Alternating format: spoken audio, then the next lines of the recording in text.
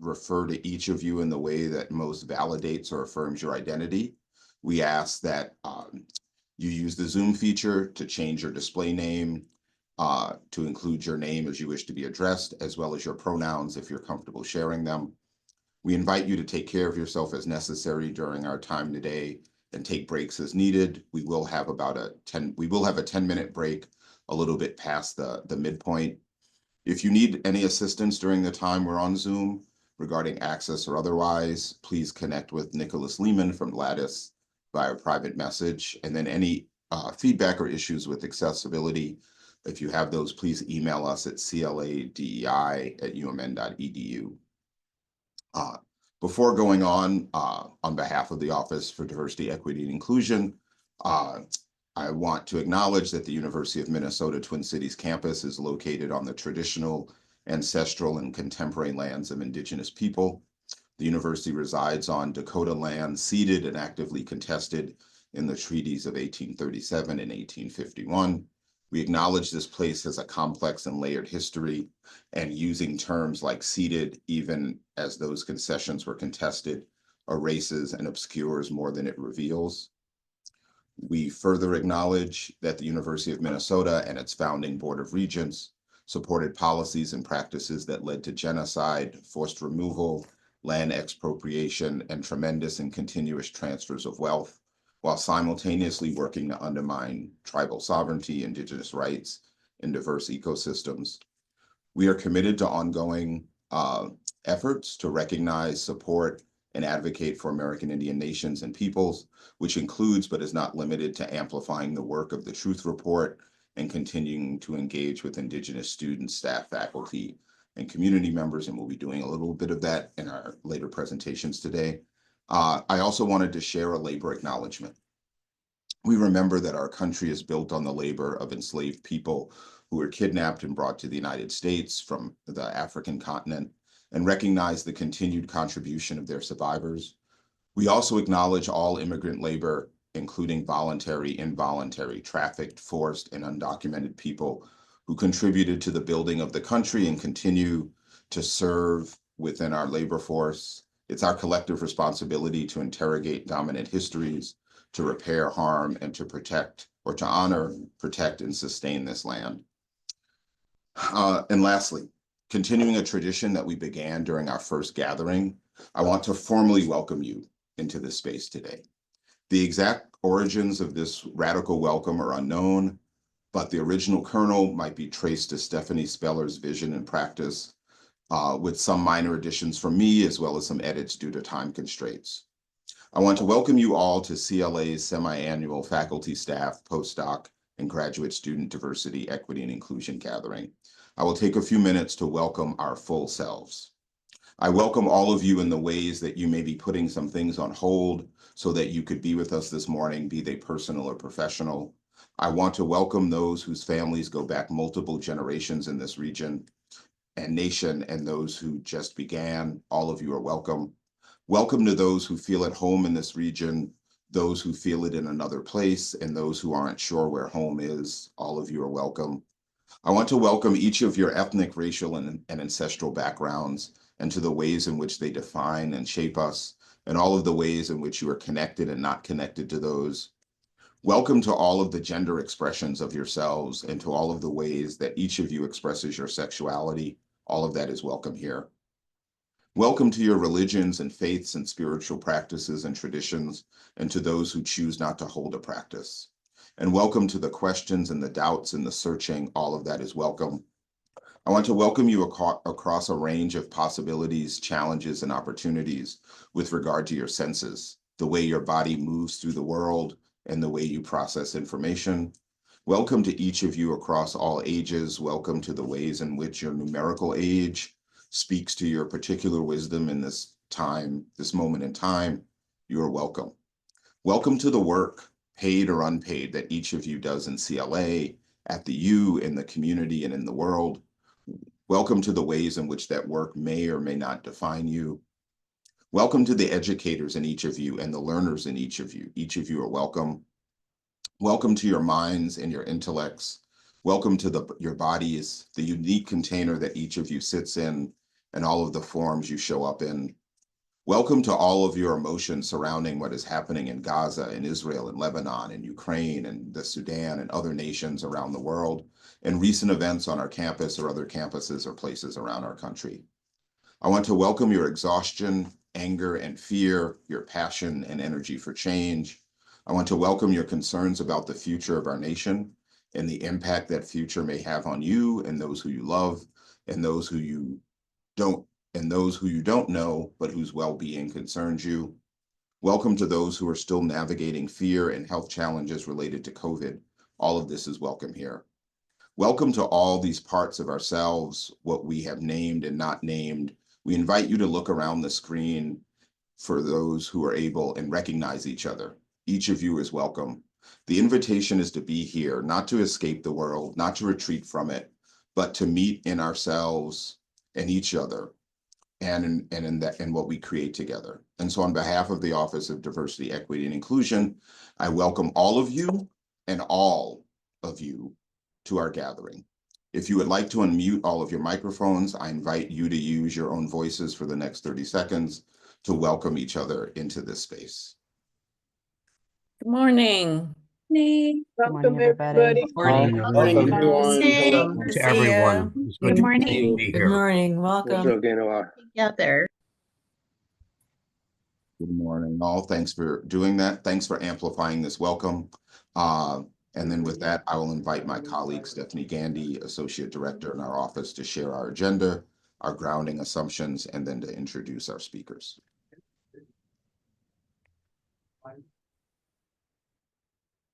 Good morning, everyone. It's so great to hear all your voices. I feel like, these meetings are wonderful for bringing CLA and the college together. So Lisette was just great enough. Our amazing graduate assistant just shared the agenda and the grounding assumptions in the chat. So you can also review them there. I will go over our agenda for now. So we did our welcome. Thank you, Amelia. That was amazing. And we are now in the portion of our meeting where we go over what to expect during our time together. Next, following that, we will have our presentations by our guest speakers. We're so thankful to have Dean Aviles here this morning with us, representatives, the chair and director of graduate studies from American Indian Studies. We have the UMN libraries coming here with the project of mapping prejudice that will be presenting as well on the house that you built. And then a little bit later today, we will also have faculty engagement from undergraduate education presenting on Gen AI, which is really fascinating. They had a really amazing event earlier this semester. And the way that I start using Copilot after that event has changed dramatically. So hopefully you'll find that information to be really illuminating as well. Finally, we'll end with a quick foundations in DEI. So our office has been doing a lot of work with Inclusive U for staff members in CLA, and we're going to give you kind of a crash course in it as we wrap up our day, and then finish with, as usual, our comments about gratitude, our visioning for the future, and our accomplishments from the prior year. With that, I'm going to go ahead and switch and let's take a look. We're going to go through our grounding assumptions. So we do our grounding assumptions just because we're in this space together. We're talking about identity, we're talking about ourselves, our lived experiences, and that opens up space for other people to be impacted by what we say and what we've believed or continue to believe. And so we want to share the grounding assumptions for our time together so that we can support each other in our space today, even if it's virtual. So we acknowledge the complexity of exploring roles within majority white spaces, which are common in academia. We do not want to contribute to the heteronormativity, hypervisibility, tokenizing, and or educative labor of participants who are Black, Indigenous, or people of color, who are economically disenfranchised, who are disabled or gender nonconforming, who are religious minorities, immigrants, or undocumented persons. We consider positionality and power in this space on multiple levels, including race, gender, including identity and expression, sexuality, religion, nationality, ability, body size, class status, higher ed positionality, and as well as those include tenure, non-tenure, administrator, faculty, entry level, and educational level. Continuing on, we believe in our office through these grounding assumptions that everyone has a responsibility to advance this work. That social justice work must happen at the individual, sociocultural, and institutional levels. We believe that creating space with compassion requires each person to be valued and to feel valued. We believe that while vulnerability is not easy, when more people are willing to be vulnerable, everyone's opportunity to learn and discover increases.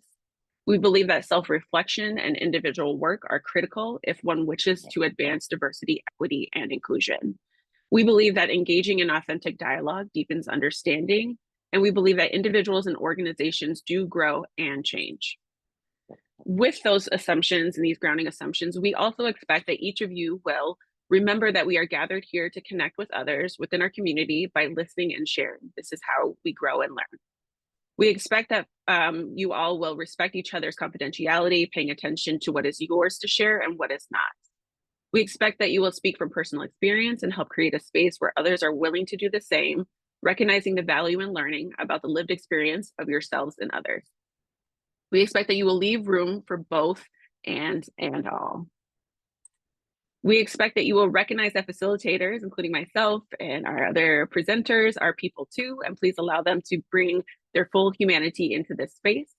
We expect you to recognize that your comments and behaviors may have unintended impact, and we ask that you commit to owning the impact you cause, regardless of your intent. We expect that you will strive to be fully focused and present in this experience as possible, given your individual circumstances. We expect that you will make yourself vulnerable and expect vulnerability from others, but understand if your vulnerability is not fully reciprocated. And finally, we expect that you'll stay engaged and understand that engagement does not require you to lean into trauma. We expect you to experience discomfort and do not subject yourself to situations that produce trauma for you, and do not create situations that produce trauma for others. We expect that you will understand that we should expect and accept non-closure.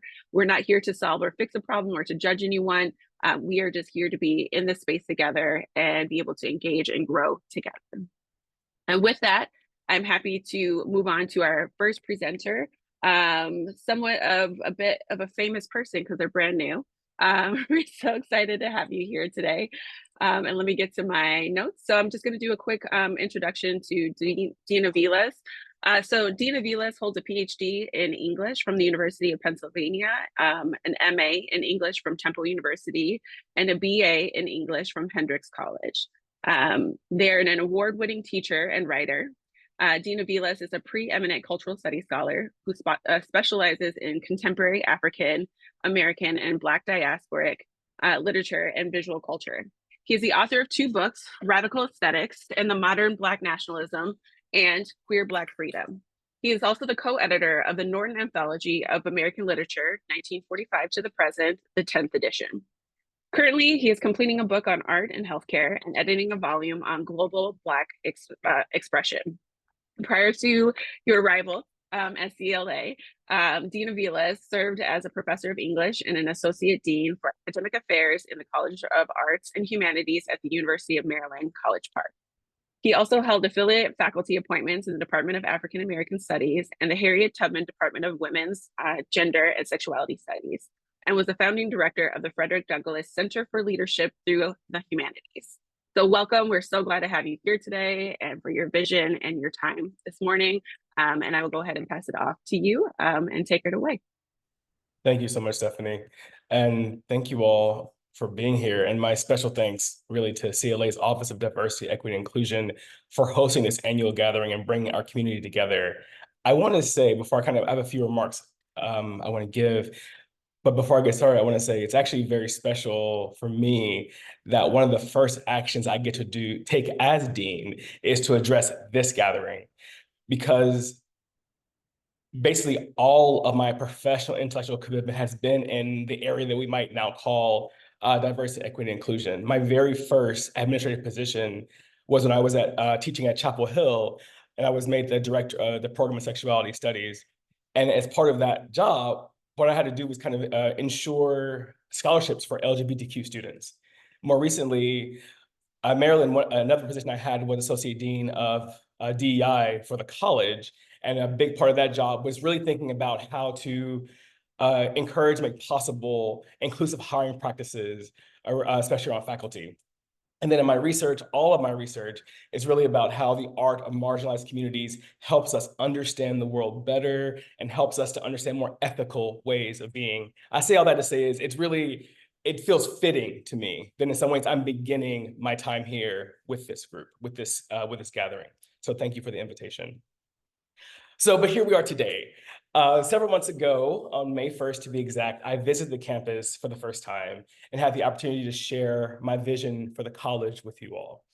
And today marks, I think, my eighth business day as dean. And I'm excited to revisit that vision, one that is very purposefully rooted in a commitment to diversity, equity, inclusion, and justice. To me, the heart of this work is about access to education, to opportunities, to a path forward, and a path forward together. It's about ensuring that every member of our community, students, faculty, and staff alike, has the tools and support they need to thrive. This commitment to access is evident, for me at least, in CLA's mission of creating lifelong learners, building knowledge across disciplines, and advancing scholarship that directly impacts our state, the nation, and the world.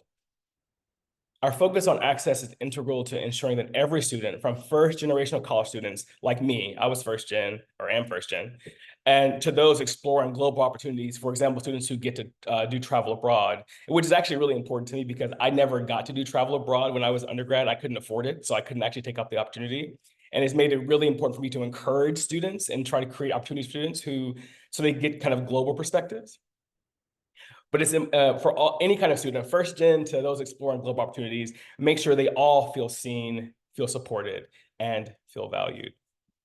The impact of this commitment is transformative. Diversity, equity, inclusion, and justice create the conditions for a healthy, thriving community, which I think is why we're all here, to kind of not just do that, but also to kind of embody that in this gathering. These values allow us to bring our whole selves to our work and studies, knowing we are respected and supported by those around us. Ultimately, this work is about building connections and fostering a sense of belonging, a community where everyone has a seat at the table and an opportunity to contribute meaningfully. And I think I would even go a little further than just saying belonging, because belonging is important. And belonging for me is about an individual knowing that they can take up space, can occupy space, can be part of the conversation. But to me, that's only half of the work. The other half of the work is on everyone else around them, kind of reaching out and bringing them in. And we have to do both those things. People should feel they belong, but it's our responsibility to reach in and bring everyone in so that they can feel as if they belong. So it's kind of both things have to happen. It's not just one-sided. And while we have many words to describe these kinds of values, it all boils down to one simple truth. Every single person deserves to feel valued and respected.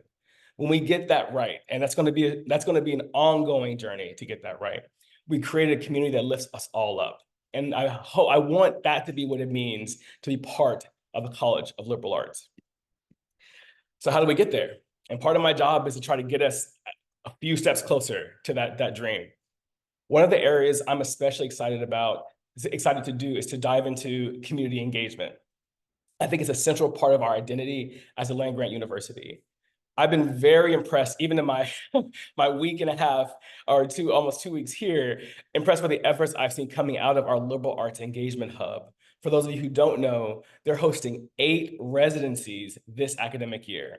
And I am eager to build upon how community engagement strengthens our work in diversity, equity, inclusion, and justice while connecting us to broader public. And I'll just say, listen up. I'm excited because I think we're gonna have some new ways coming up very soon that we can connect different units and departments to the community. So kind of be on the lookout for hopefully some really good, exciting news that we can all do more different kinds of public engagement in the near future. But this begins by building pathways that connect every department, as I was saying, unit and center in our college to another and to the larger community. Being a land-grant institution means that we have a special responsibility to think about access and opportunity in every decision we make. We're called to broaden career possibilities, to offer multiple pathways for learning and success, and to recognize every resident of this state as either a student or a potential beneficiary of our work. And it's actually really important to me that we always be thinking about how the entire state of Minnesota, everyone in this state, is a student of the university or a beneficiary of what we do, and everything we do has an impact, and we have to think of it that way, and we must. I want this responsibility to guide us as we strive to touch and benefit as many members of the state as possible. As a college, we should also consider ourselves leaders in addressing critical social challenges. We can position ourselves as the premier site for engaging with questions of social justice, equity, and community well-being. We're at a moment, and this goes without saying, we're definitely at a moment of uncertainty. We don't know exactly what's going to happen next in the near future, next year. We can suspect there are going to be new kinds of constraints. But even in the context of those realities, even in the context of uncertainties, we have to be committed to this work. And I am committed to this work and want the college to be committed to this work. That's not going to change. Regardless of what happens on the political scene, we are committed to making this university stronger and protecting our students and ensuring their success. That's what we're here. All of us, we're all here for that project, and we're not going to falter in that goal. CLA should be the first place people think of when they seek solutions to the dilemmas facing our society. And we will respond to whatever happens. And I want us to always be proactive in our mission around supporting our students and supporting student success, supporting the careers of staff members, supporting faculty in their research. We have to be proactive in doing that and ensuring people have the foundations they need to do that work. These commitments shape everything we do at CLA. They remind us that our work isn't confined to classrooms and offices. It extends to communities and lives across the state. That is the essence of community engagement, and it's at the heart of what it means to be committed to diversity, equity, inclusion, and justice. As we move forward together, I hope we can continue to make this vision a reality, not just in what we say, but in what we do every single day. And I'm really thankful to have you all join me in this work together. I want to end with actually just a quick quotation that's really been important to me personally and professionally from the moment I heard it or learned it. It's actually from Angela Davis. And she says at one point, once you commit yourself to the struggle, it must be for a lifetime. And I want us to think about the work that we're doing to continue to create a university that's inclusive and accepting. That work is never done. We never have the privilege of saying, like, checking the box, okay, diversity done, equity done. That's not what we're here for. We have to know that this work is going to continue well beyond when all of us are gone from the university. We'll still be committed to doing that work. The college and university will be committed to doing that work. So it's beyond a lifelong goal. So we have to understand that there are going to be ups and downs. We're going to have some great movement forward. We're going to have some things that pull us backward, but that can't matter. We have to play the long game. That's the only choice we have, and be committed to this forever. I'm just excited that we're in it together, and I know that we can do it because we're collaborating, and we're here in this space together to show that we're committed to that lifelong struggle. I thank you so much for your time today, and I especially want to thank especially Emilius for that amazing radical welcome. I love that. And thank you, Stephanie, for all the work you did to host today's virtual gathering. I appreciate you all. Yes, thank you so much. It's just uplifting, and we're so great to have you here, and excited to see what your tenure brings with us. So thank you for your words, your encouragement, and a reminder that is so necessary that this work always continues. We often say that there is no end destination, yet the journey is always present. So we're so grateful for your time and your words here this morning. From there, I will go ahead and transition it over to our representatives from American Indian Studies. Earlier this fall, we had the wonderful opportunity to see Patty Hall officially open and go to the event and the reception there and take a tour. Earlier, this year, maybe a little bit, I can't remember what month, I got to take a tour of Patty Hall before it opened. And so going back in there when it had officially opened for American Indian Studies, which is a beautiful experience, seeing the upgrades, seeing the space, knowing what it was dedicated for. we're just really appreciative for, welcoming us into that space and that we have this space for American Indian Studies. So with that, I will go ahead and transition over to our speakers from American Indian Studies. They include David Chang, who is the chair, and then also Jeannie O'Brien, who is the current director of graduate studies. Thank you both for being here today, and take it away. Thank you so much for that welcome. First off, I'm going to ask you to control the slides. Perfect. It'll be easier for us if you could do that. Thank you very much. My name is David Chang. My pronouns are he, him. I'm the chair of the department. Jeannie O'Brien, my pronouns are she, her, hers. I'm a citizen of the White Earth Ojibwe Nation. We are so welcome. We are so glad to be here and to welcome you, Dina Vilas. We're so honored that you're here with us today.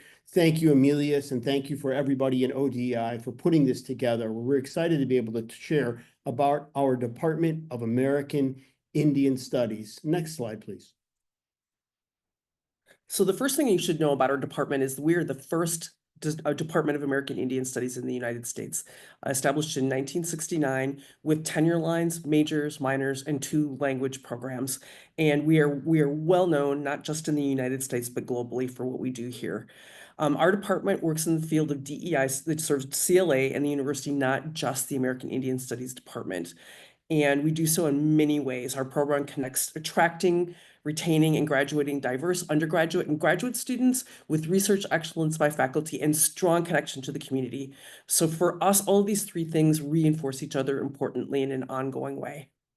For us, in other words, DEI is not segmented out as part of our work. It runs through every single thing that we do. But we'll start with undergraduate education. We have 3 distinct majors, despite the fact that our current faculty cohort is 2.25 in our department. We throw a big shadow, but we have 2.25 faculty members. But with that, we are currently running 3 distinct majors that attract, retain, and graduate diverse students. We have many Native graduates in our programs, but also non-Native students as well. We have our general track, American Indian Studies major, and it is a rich and a deep introduction to all fields of study: politics, gender studies, arts, literature, economics, and so on and so forth. But there's also 2 specialized majors, the Dakota language major, which launched just recently, 18 months ago. It is the first and the only major in the Dakota language in the country, despite the wide extent of the Dakota language across the center of this continent. And we also have the Ojibwe language major. It was the first major in the country, and because this language is also spoken in Canada, I should say North America. We're very proud of all 3 of those majors.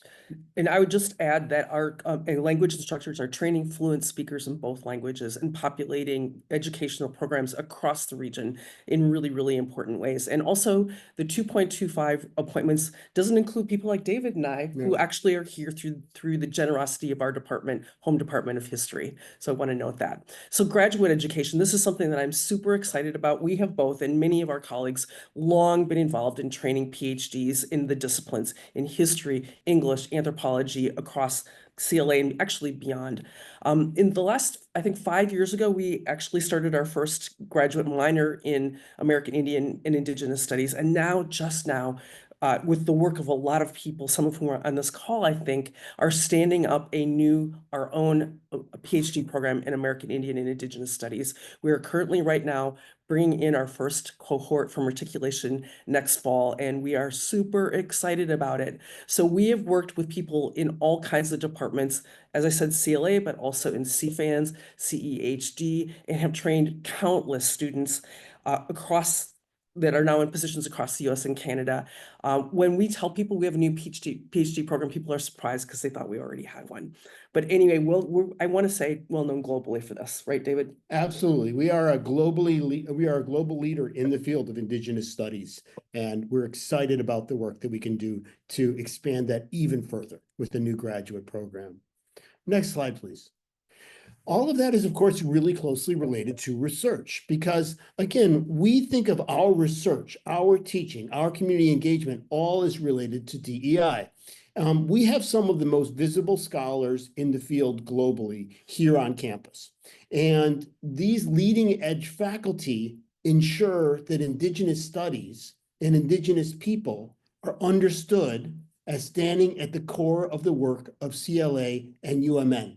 So in ways that aren't always apparent in every field, the cutting edge research really matters to even to our stature, of course, on the campus, but also our stature in the community, because it keeps us at the center of the university, and that matters to the indigenous communities to which we answer. It also, of course, matters to other academics around the world and to prospective graduate students.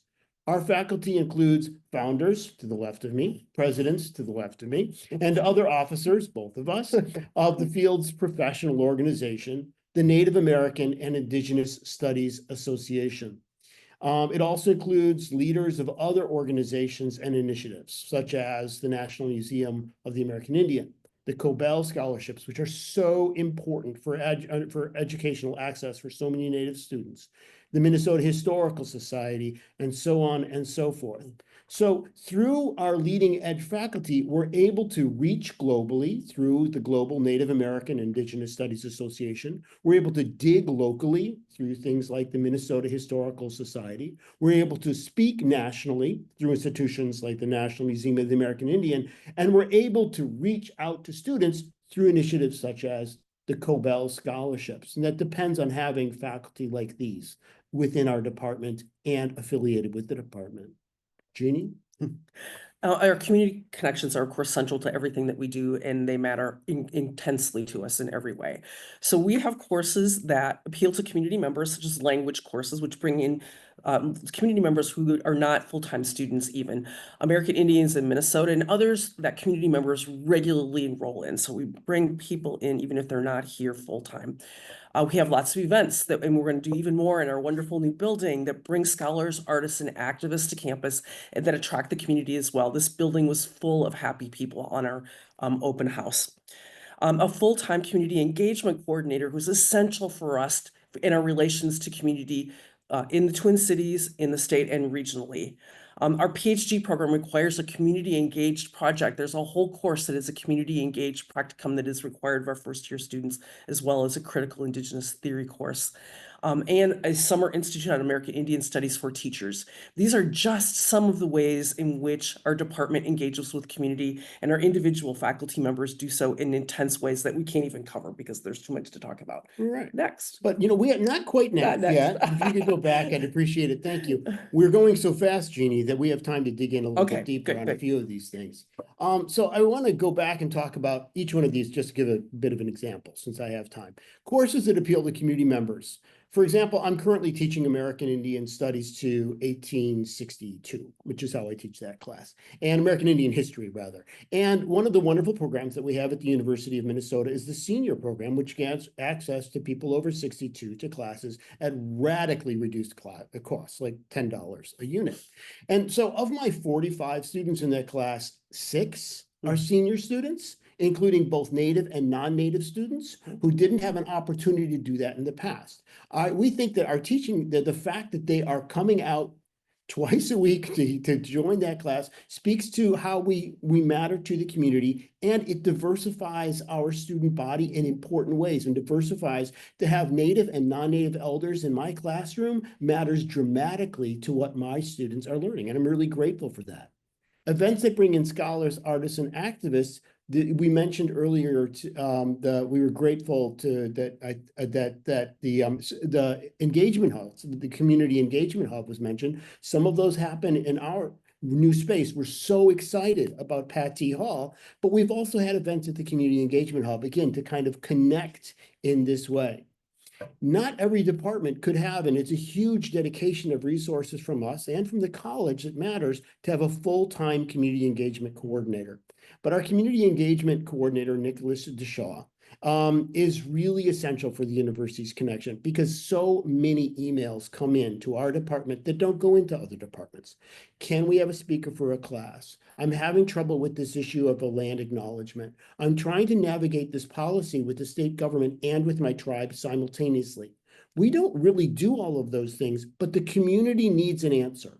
And they see the University of Minnesota has a Department of American Indian Studies, and they said they're going to help us. We can't not answer that email. So Nicholas spends a whole lot of time, sometimes planning things that we had in mind, like events or reaching out to make sure that people know about our classes and access to language, but also making sure that the relationship between the university and the community is going well. We're the access point. And that works really, really, we think that it's very important. Then last summer, I initiated Summer Institute on American Indian Studies for Teachers, which is just wonderful. And what it means is that we had 35 teachers from high schools and down to kindergarten through high schools coming in, and our faculty shared information with them, cutting edge work that they can integrate into their classrooms. And that's a way of reaching out to those districts, because each teacher is each one teach one and can bring that to their colleagues on their schools. So since we do have time, I will say Yeah. a little bit more about the languages. Our language courses are taught either hybrid or online, and that means that they're accessible to people from, well, many people from Canada, for example, for both languages. Also, we get graduate students from places like Northwestern and Princeton who take our language courses online for their own programs. So the reach of this, and also just briefly mention the Ojibwe People's Dictionary that gets millions of hits for people to do their own language instruction wherever they are. That's right, because being an American Indian Studies department is a very special thing. It involves certain responsibilities. We take those responsibilities seriously and we build them into our teaching and to our research, which is how our DEI work works in our department. Next slide, please. So we work in all of these areas, and we think that our work in all these areas is essential for CLA and the University of Minnesota, and not just our department. Our field leading faculty ensure that Indigenous issues and Indigenous people remain visible at the University of Minnesota. This is essential for retaining and graduating diverse students.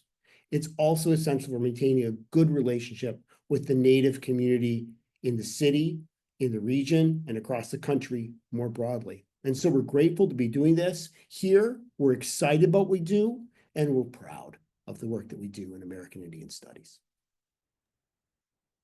Thank you both. I'm over here just like smiling, completely, we do have a time if you are open for a few questions. I just wanted to again say, last spring I had the pleasure and privilege of taking a comparative Indigenous feminism class with faculty member, Professor Gabriela Spears Rico. It was an amazing and uplifting experience. Just the expansive knowledge within your department, small but mighty. We're really grateful for the impact and the broad reach that you have. It is so necessary in our current world to have an understanding of these origins in this place. So thank you so much for both of you being here. I'm excited about Princeton coming over to the University of Minnesota and get our information, because we know what we know. So thank you both. We will have a few moments. I think we have about like 5-10 minutes to talk any questions people have in our agenda. So if you all are open to that, we can have people do a raised hand, and then we will have you unmute and ask the question if that it's okay with both of you. Okay, so if anyone has questions, please raise your hand and then we'll take it from there. Okay. Amelius. Exercising my positionality, but thank you both. I just wanted to thank both David and Jeannie for your work for this presentation. I literally asked Jeannie if she would do this at the open house. And they're like, we have a faculty meeting. I'm like, what time's your faculty meeting? Yeah. All right, we will do it. So one, I appreciate that. But one of the things that sticks with me from going to the building, and it was filled with people, Native people, non-Native people. But if you go there, there's a directory that is unlike any directory in any building at the University of Minnesota and probably any other place. The names of the faculty and staff who are in that building are in English, and they're in Dakota, and they're in Ojibwe, which I think is awesome and represents and thinking about students who come into that building, who those languages are their languages and what that means to them. And it's probably the only building that people will go in and try to figure out who's in the building, that they will feel a sense of connection because they see a language other than other than English. So I just wanted to point that out because that was one of the things that resonated with me. So thanks for your Well, great work. we have the aspiration, we're looking into having a lot of beautiful murals painted by Native artists, alumni, and students in this building as time unfolds. So we plan to take and make a mark on this building in a way nobody else has or will. Yeah, I think that's a great metaphor for what we try to do generally. And that signage is a way that when you walk in the door, it says something about the University of Minnesota. And we're here to speak in multiple idioms, and we recognize and we center Indigenous modes of interpretation and expression, and Indigenous epistemologies. And so that sign encapsulates that. So I'm so grateful that meant something to you, Emilius, when you saw that. And we consider ourselves to be doing that for our department in a very important way. But again, because our department is, for a lot of the Native community, is the face of the university, right? And it's important for us to do that in every way. And the visual idiom of murals that we're working on next is going to be part of that, because Patty Hall is a wonderful building and we're very glad to have it. At the same time, it's a very much a university building in ways that can be profoundly alienating to some of the people that matter the most to us, right? So restoring this building and the university is part of our work.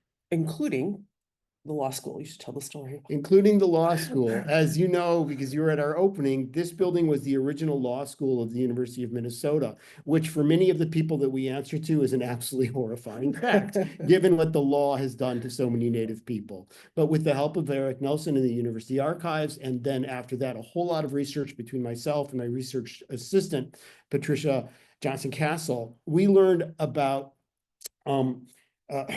Edward Rogers. Eddie Rogers was the first Indigenous law graduate of the University of Minnesota who graduated in 1904 after graduating and playing football at Carlisle boarding school. And he was a native, he was an Ojibwe, he was from the Leech Lake Reservation. He came down here for schooling, went to boarding school, came back, graduated law. And with that law degree, he was one of the members of the Society of American Indians. He wrote the first pan-tribal document and was the first director of a pan-Ojibwe organization in the state of Minnesota, which was a first effort that ultimately led to the founding of the Minnesota Chippewa tribe, which is still the overriding umbrella organization of Minnesota Ojibwe. Except Red Lake. Except Red Lake, because Red Lake is Red Lake. But so that speaks to our ambitions for what we are. We're here to be a surprise. We're here to take people in directions they didn't expect and to empower them to go and take what the university has to offer and to work with their communities. That's a lifelong kind of DEI work that we're engaged in. And I'm envisioning an undergraduate course where it's for public history, where we have students go to the archives and find other Indigenous grads of the University of Minnesota, so we can compile a history of that story here. Yeah. Great. Awesome, thank you. Anyone have any other questions? Yes, public history is amazing. Oh, okay, we got claps. Y'all got some cheers. Okay. All right. I'm like, want to give enough space just in case someone needs to unmute or raise a hand. I feel like Zoom has so many new little icons and tricks that I want to give enough time to make sure someone can raise their hand if they need to. Hey, Kelly, you had a question?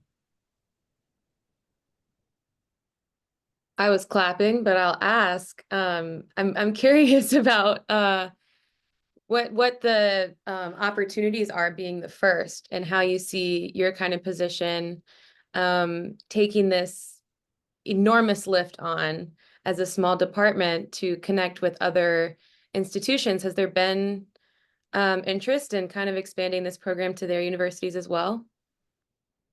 Which program do you mean?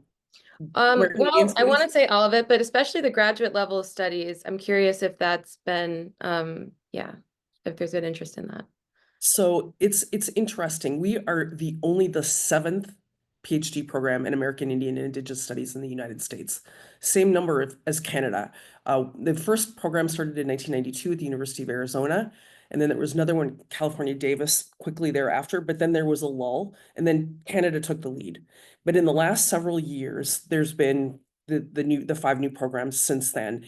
And I see this as something that's going to expand. We are the only PhD program in the Midwest and the only one in the Big Ten. And as I said earlier, people have thought we had a program all along because we've been doing this work all along.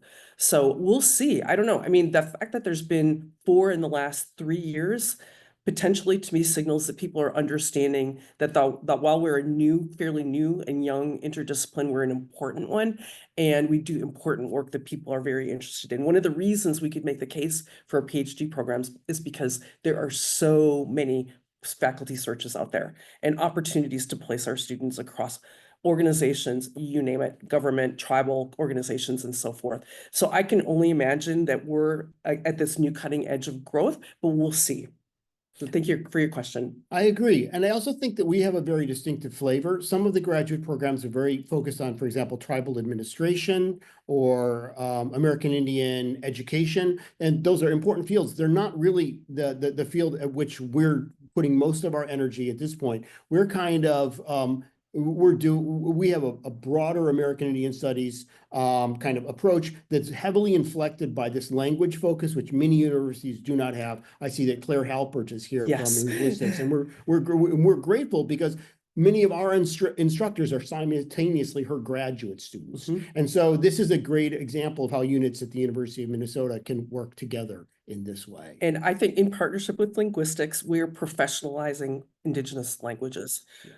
Not just teaching them at the highest level, but doing things like language documentation and all of these things that are so important. So all of our instructors either have a PhD or are getting one with Claire's help. Yes. So Oh my goodness. Okay. Love that. Oh, I'm literally like charged up and galvanized. I'm so grateful for y'all to be here today and to talk about this graduate program and then, the new building and just the program in general. So thank you for your time today. I hope your faculty meeting goes well. Thank you for taking some Friday morning time with us.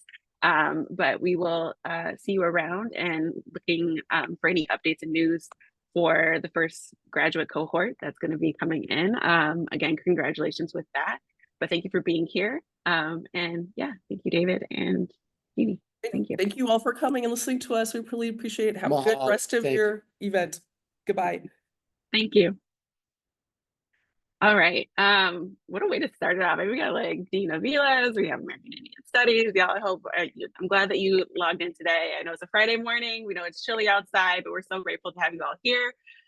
With that, we are excited to introduce our next presenter. So we have the libraries here, the University of Minnesota Libraries, with a very exciting and important project, Mapping Prejudice. We have Kirsten Delegard here, who is the project manager, and we also have Kelly Rogers here that are going to share a very lovely presentation. We were doing presentation prep. I was like, this is fancy, y'all. So shout out the work that they have done. I'm so excited to have you all present to our group here today. And I think you all are driving the presentation and should be good to go. So take it away. Thank you for being here as well. Thank you. I'm so glad that I actually feel a little bit worried about coming after those 2 amazing presentations. So we'll do our best here.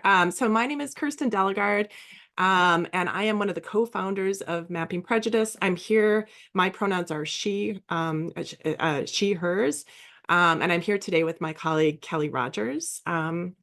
And I'm going to tell you a little bit about Mapping Prejudice, and then specifically, I'm going to talk about a new digital exhibit that has come out of Mapping Prejudice, the house that you built.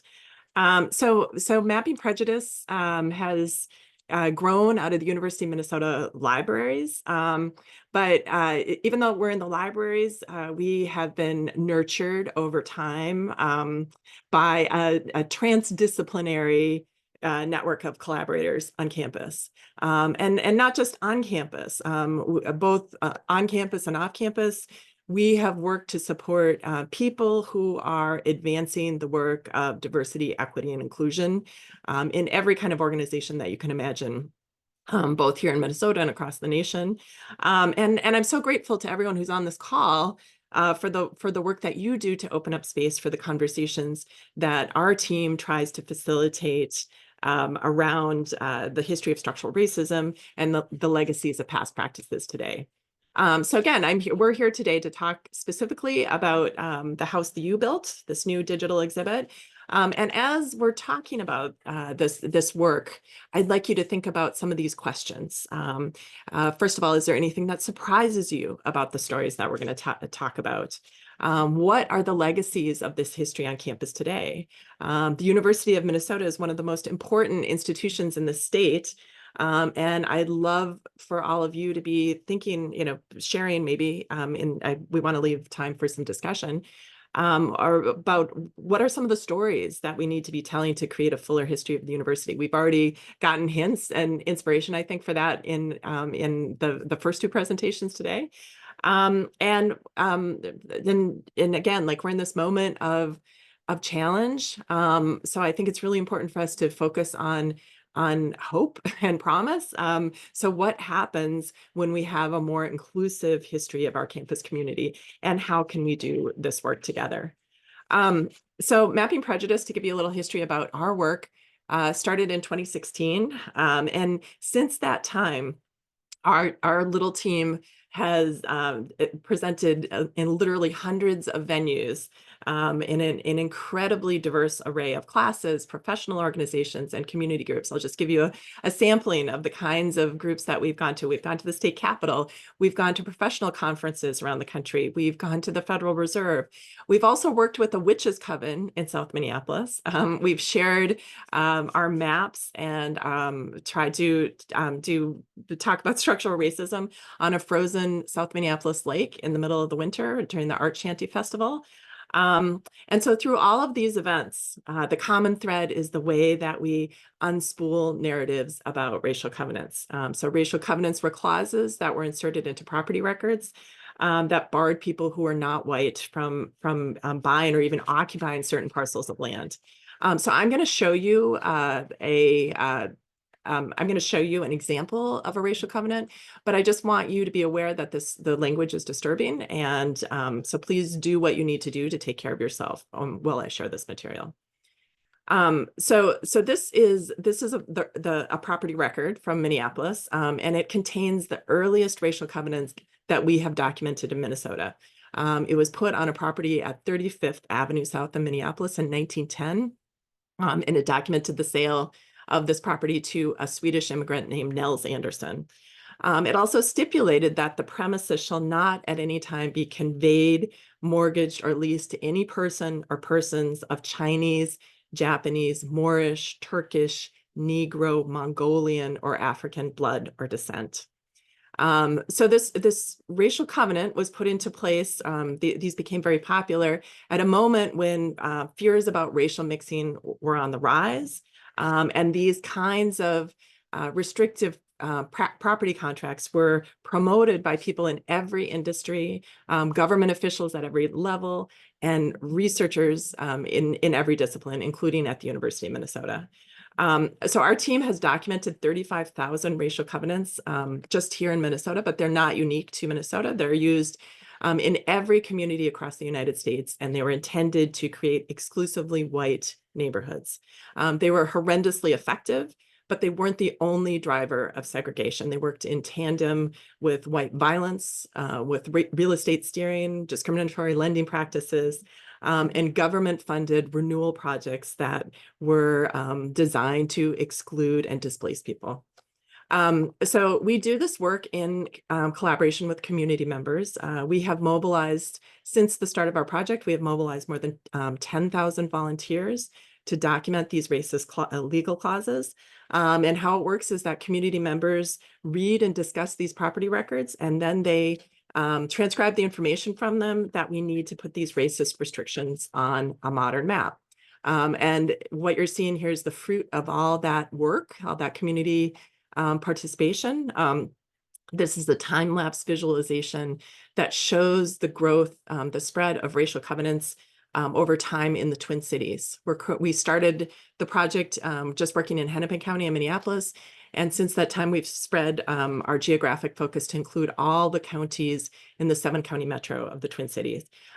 So we call this map, we call this our contagion map, and it provides a transformative history lesson in under a minute. And I would say that showing this contagion map in so many different venues has really changed the collective understanding of these racist restrictions here in Minnesota. It helps people who see it understand the contemporary racial disparities and helps them understand the consequences of past policies and practices that we live with today. So it's this process, seeing this visualization, doing this work that we have found opens participants' hearts and minds and cracks open people's imaginations for new futures. And, you know, it's an extraordinary privilege for me as a historian to talk in so many diverse groups of people who believe that history has nothing to do with them, that it's not relevant to them in any way. And a lot of times when I am going to go to a group, and even when I start out talking, people tell me, you know what, I don't really care about what happened in the past. I want to know what we should do going forward. And we always emphasize the fact that the first step into a more just future has to be an honest engagement with the past. And we have to acknowledge how we arrived at this place if we want to do truly important, truly relevant reparative work. But of course, just understanding the past is not enough. This new awareness is not enough. We do this work because we want people to find their way to action. And so we ask our community collaborators to look at the institutions where they have influence. We ask them to examine, to take an honest look, you know, at the places they know best. They're the experts, right? To tell us how, or to really explore how those institutions have promoted racial covenants, how they've promoted white violence, redlining, displacement, all the things that we study.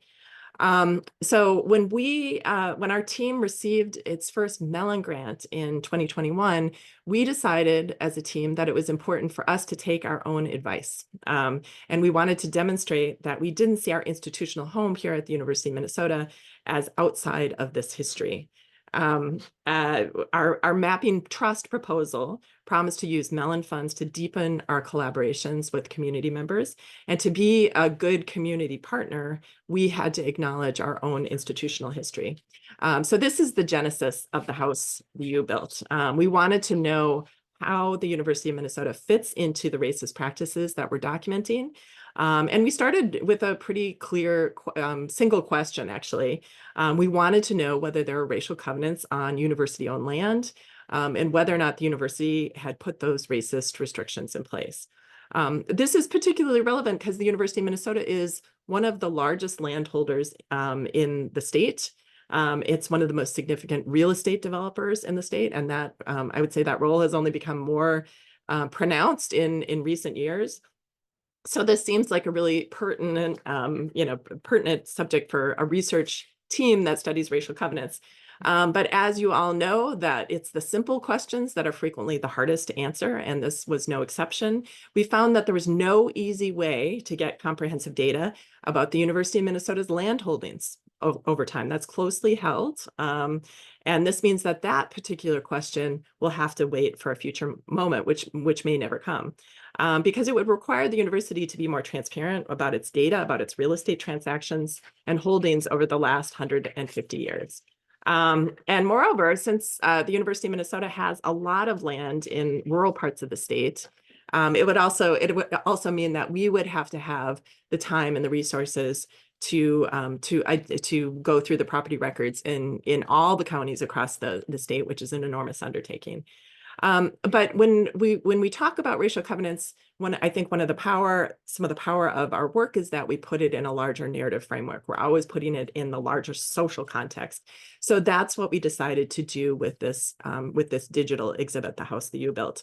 As we thought about how to do this work, we were able to draw on literally decades of work that's been done here at the University of Minnesota. We were able to comb through the materials that were assembled for the 2017 Campus Divided exhibit at Anderson Library. We were able to study the maps and the data that was created for the High Country News series, Land Grab Universities. We were able to use the sources that were featured in the report issued by the University of Minnesota Task Force on Building Names and Institutional Histories. And of course, we were able to distill some of the many findings of the Truth Report, which gives us a window into the university's expropriation of Indigenous land. This extraordinary effort was also underwritten by the Mellon Foundation. It was part of the Minnesota Transform Project. So our investigation illuminated a series of interlocking stories that feature students, administrators, faculty, and donors here at the University of Minnesota. The first section of our digital exhibit, it's called A Foundation of Stolen Land, connects the growth of the University of Minnesota to the larger history of Indigenous land dispossession. And this, as the university grew, based on that stolen land, students, faculty, and staff who were not white were not equally welcome on campus. And the second section of the map, which we've called Building White Supremacy, documents how people in Klan regalia were tolerated at university events, a university football game, a homecoming parade. And you know, these were not secret sources. We found this in the yearbooks that are in the university archives. Of course, this created an incredibly hostile environment, but the university also took other steps to ensure that people who are not white could not have equal access to resources and facilities.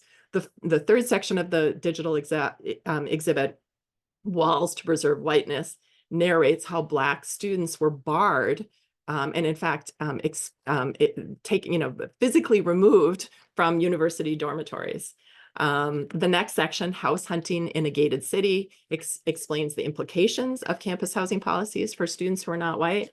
And a Klansman of public spirit tells the story of Earl Brown, who donated 750 acres of land to the university in 1949. Brown was the Hennepin County Sheriff. He was also an open member of the Klan, and university leaders overlooked that association in their eagerness to accept what was at that point one of the largest donations in the history of the institution. They then proceeded to refuse to work with civil rights groups when that land that was donated was turned into a residential, with the university's support, a residential development in Brooklyn Center. That in that new development, which was called Garden City, Black people, including an administrator at the University of Minnesota, were barred from buying homes in that development because of their race. Finally, the house that you built links the construction of the West Bank to the destruction of the Seven Corners neighborhood, which is now known as the Cedar Riverside neighborhood. When racial covenants were still being enforced in Minnesota, this was one of the few areas in the Twin Cities where people who were not white could live. It was not racially restricted.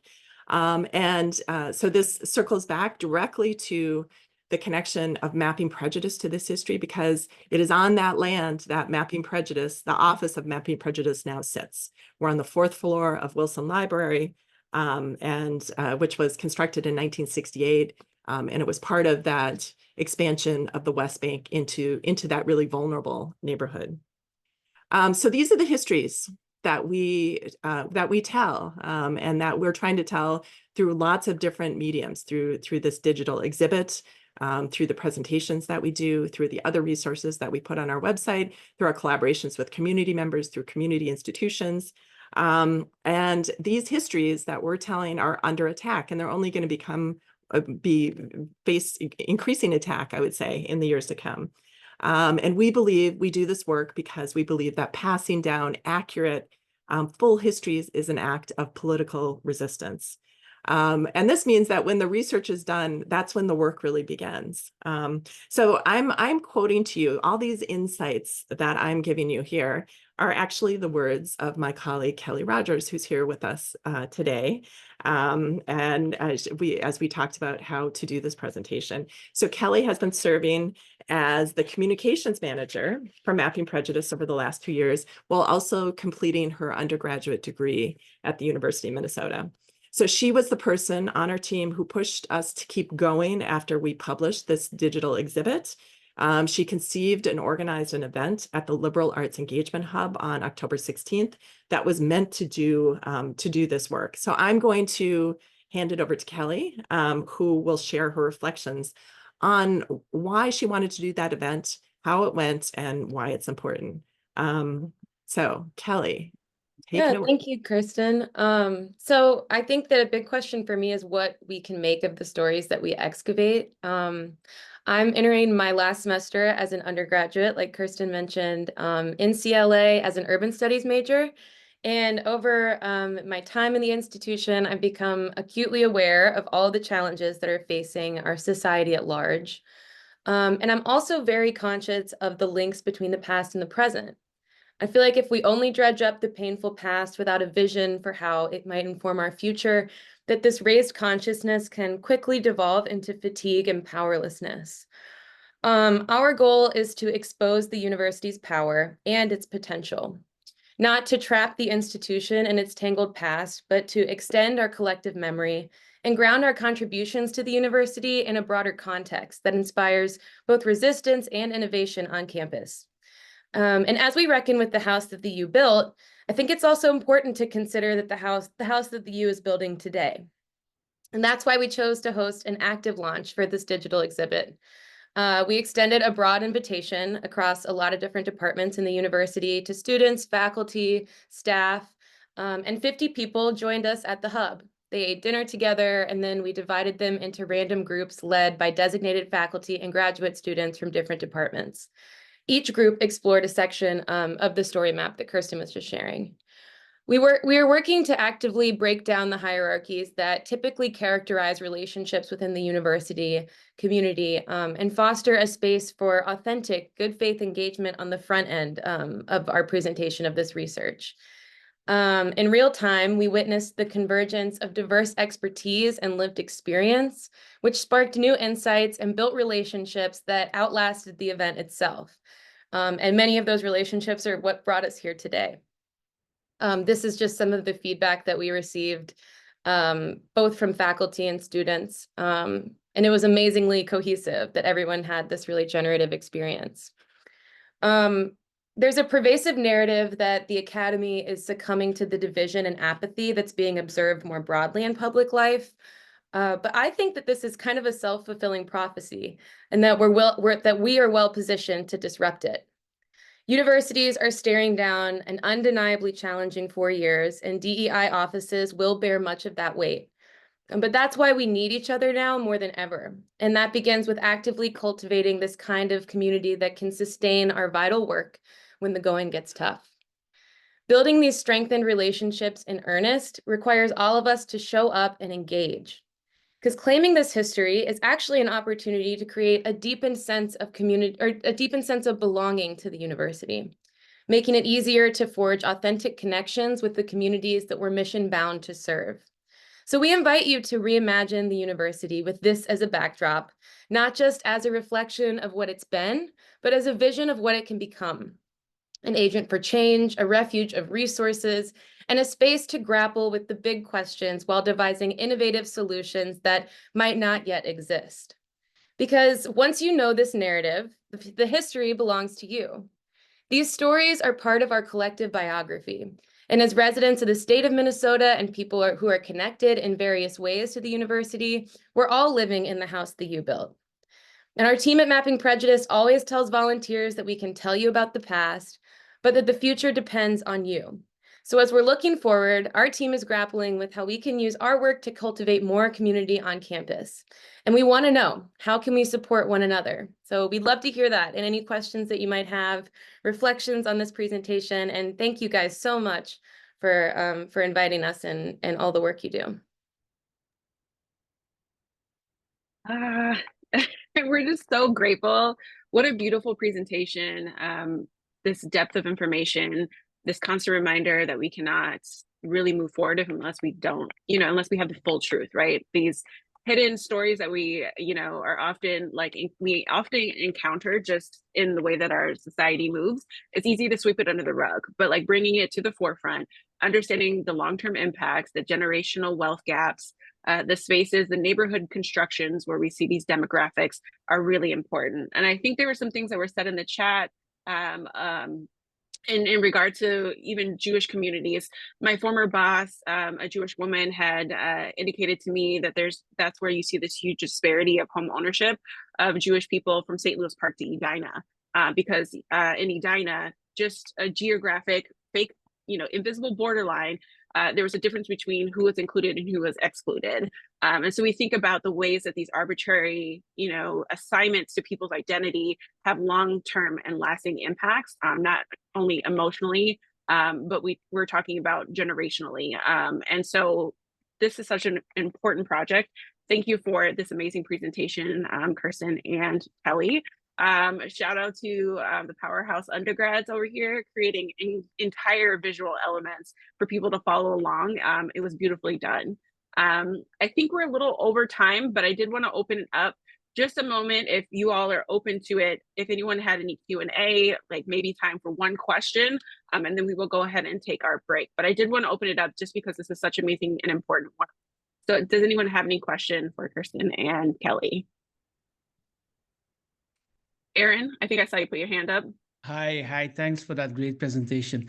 It's not really a question, but it's just a sort of observation that when Kirsten was talking about the past and how to look at the future, it's very often the case that what seemed beyond the pale in terms of standing up against injustices in the past, in hindsight was actually a necessary thing. And so what I mean by that is that when people were protesting against how the university was involved in injustices, maybe some of the people watching that thought that it might have been, that their tactics might have been wrong, or they were sort of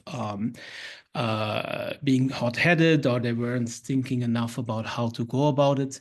And I think it behooves us to really sort of, especially this week when there's of course a controversy about some students having tried to talk about the university's involvement in injustices, that we should reflect on this. And so we should, when we're thinking about the future, we should think, okay, what can we really do so that in some decades we know that we're doing the right thing in the present. Thanks. Thank you for that, Arun. I would say that one thing that we encourage people to think about is that when future researchers are reading through your record, whatever it is, whether it's your letters, your emails, your texts, your statements, and what do you want them to take away? What do you want them to remember? So if you can step back from the moment and think about your larger, the larger legacy.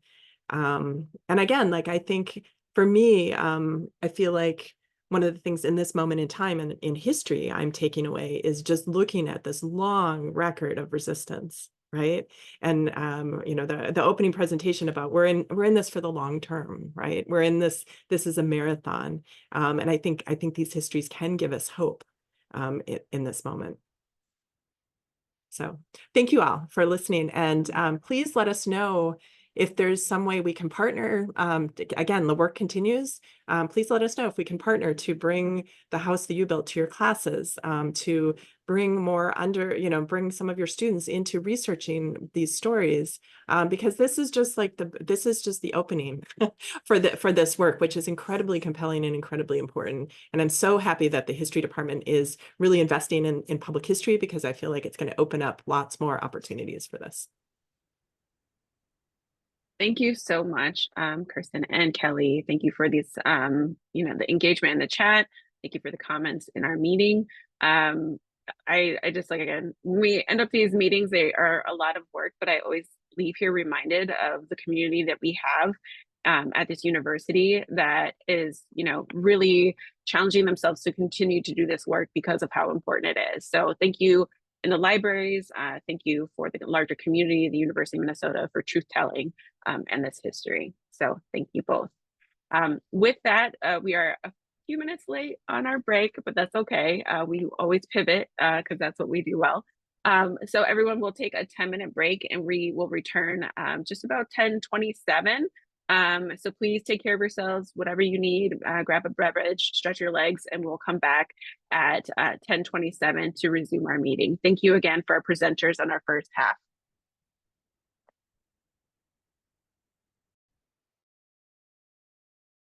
Down a little bit, or arms or limbs, or even just stretch your brain a little bit after those presentations. Really awesome stuff. I'm just grateful we have these meetings and they just like, we get to share to the community. So thank you for being here again on a Friday. Welcome back, everyone. We'll just let folks join back. All right. I hope you're staying warm. I think our winter was like, I am here, I am present, we are in Minnesota. We're gonna give you this wind chill. So hopefully you all are staying warm because December gave us a break last year. It's not giving us a break this year. So I hope you guys are all doing that. So, all right. Given our timeline and our agenda, I'm going to go ahead and bring us back to where we are. I'm so happy to introduce our next set of speakers who do amazing work in the faculty space. Again, I mentioned earlier in our meeting, they hosted an event earlier this semester about Gen AI. I learned a range of different things, and I hope that you all know that you can log into Copilot, which is the AI software that we have at the University of Minnesota, and you can play around with quite a bit. Two of the images that you'll see later in my presentation on Inclusive U actually AI generated. So shout out to this team for even just introducing me and giving me an intro to AI. But all the amazing, oh, not thumbs down. Okay, Zoom, I didn't ask for that. Sorry, I don't know what's happening. I always hate those like automated things. I prefer the fireworks. Sometimes I can get that to happen. I'd rather have that than a thumbs down. No thumbs down to these next two presenters. We're so grateful to have them here. It's Friday, y'all. Of course, there's got to be some shenanigans. So welcome, Amy Lee, the Director for Writing Studies, the Center for Writing Studies, and also the Director of Faculty Engagement, and her powerhouse team member, Associate Director, Maggie Bergeron. And so we're so grateful to have both of you here. I'll have you take it away and we'll slide share and get her going. Thank you. Thank you. Thank you, Stephanie. We do want to just start and say that we are in a room in Brunix right now because the Analytical and Critical Thinking Faculty Fellows is doing their informal sharing and celebration right now, 2 floors above us. And so we snuck away from that to be here with you all. And we're so happy and honored and thrilled to be in this space with you all talking about this work that we're doing that is critical to equitable pedagogies in the classroom. And I'll just say I never thought I'd get introduced as the person who introduced somebody else to Gen AI. So if you told me that a few months ago, I would have shivered, but here we go. Here we are. So we can move to the next slide there. Thank you. We're going to talk about 2 things today in our brief number of minutes that we have with you all. One of them is just contextualizing the faculty engagement programming in CLA. And then the second is sort of situating some of the Gen AI programming that we're doing within that context. We can do slide. Thank you. So we wanted to just start with some of the guiding principles that that drive the way that we're thinking about faculty engagement programming. And you can see a number of them on this slide here. I won't read each of them individually, but I'll give you a little bit of time to look at them. And it might be helpful to just say this is sort of the iterative, this has been an iterative process which began as career readiness teaching fellows, and it's shifted into faculty engagement. And we have multiple fellows cohorts. They still engage the core competencies, but through the partnerships that we had with Melinda and Oskin, and now with Leanne and Amelius, and always with Stephanie, we began to take a kind of a broader scope on the programming and to have more emphasis and focus in different cohorts. And oh yeah, thank you. And then we move on to, thank you, you're reading my mind. Moving on to some of the hows of faculty engagement. And so And again, the Gen AI work that we're doing sits inside of this. It's not separate. It's not an add-on. But we really want to think about a larger vision and a culture of teaching in CLA. And then we also want to support instructors in thinking about their own competency development as they're teaching and continuing to teach and reiterating the way that they're teaching. And also mention that the classroom is a space where students can experience inequity in different ways and in different forms and in different shapes through teaching practices. And that's something that we're really trying to focus on with these cohorts. And then also with Gen AI and thinking about teaching and pedagogy in Gen AI. We're also not thinking about equity as an add-on, something that you just like plop on top of your teaching, but it's something that is embedded in the foundational ways that you're thinking about engaging students with content and with you as an instructor and with each other. Thinking about environments as designed spaces that are designed whether we mean to design them or not, and we have control over some of the impacts that are happening within those environments.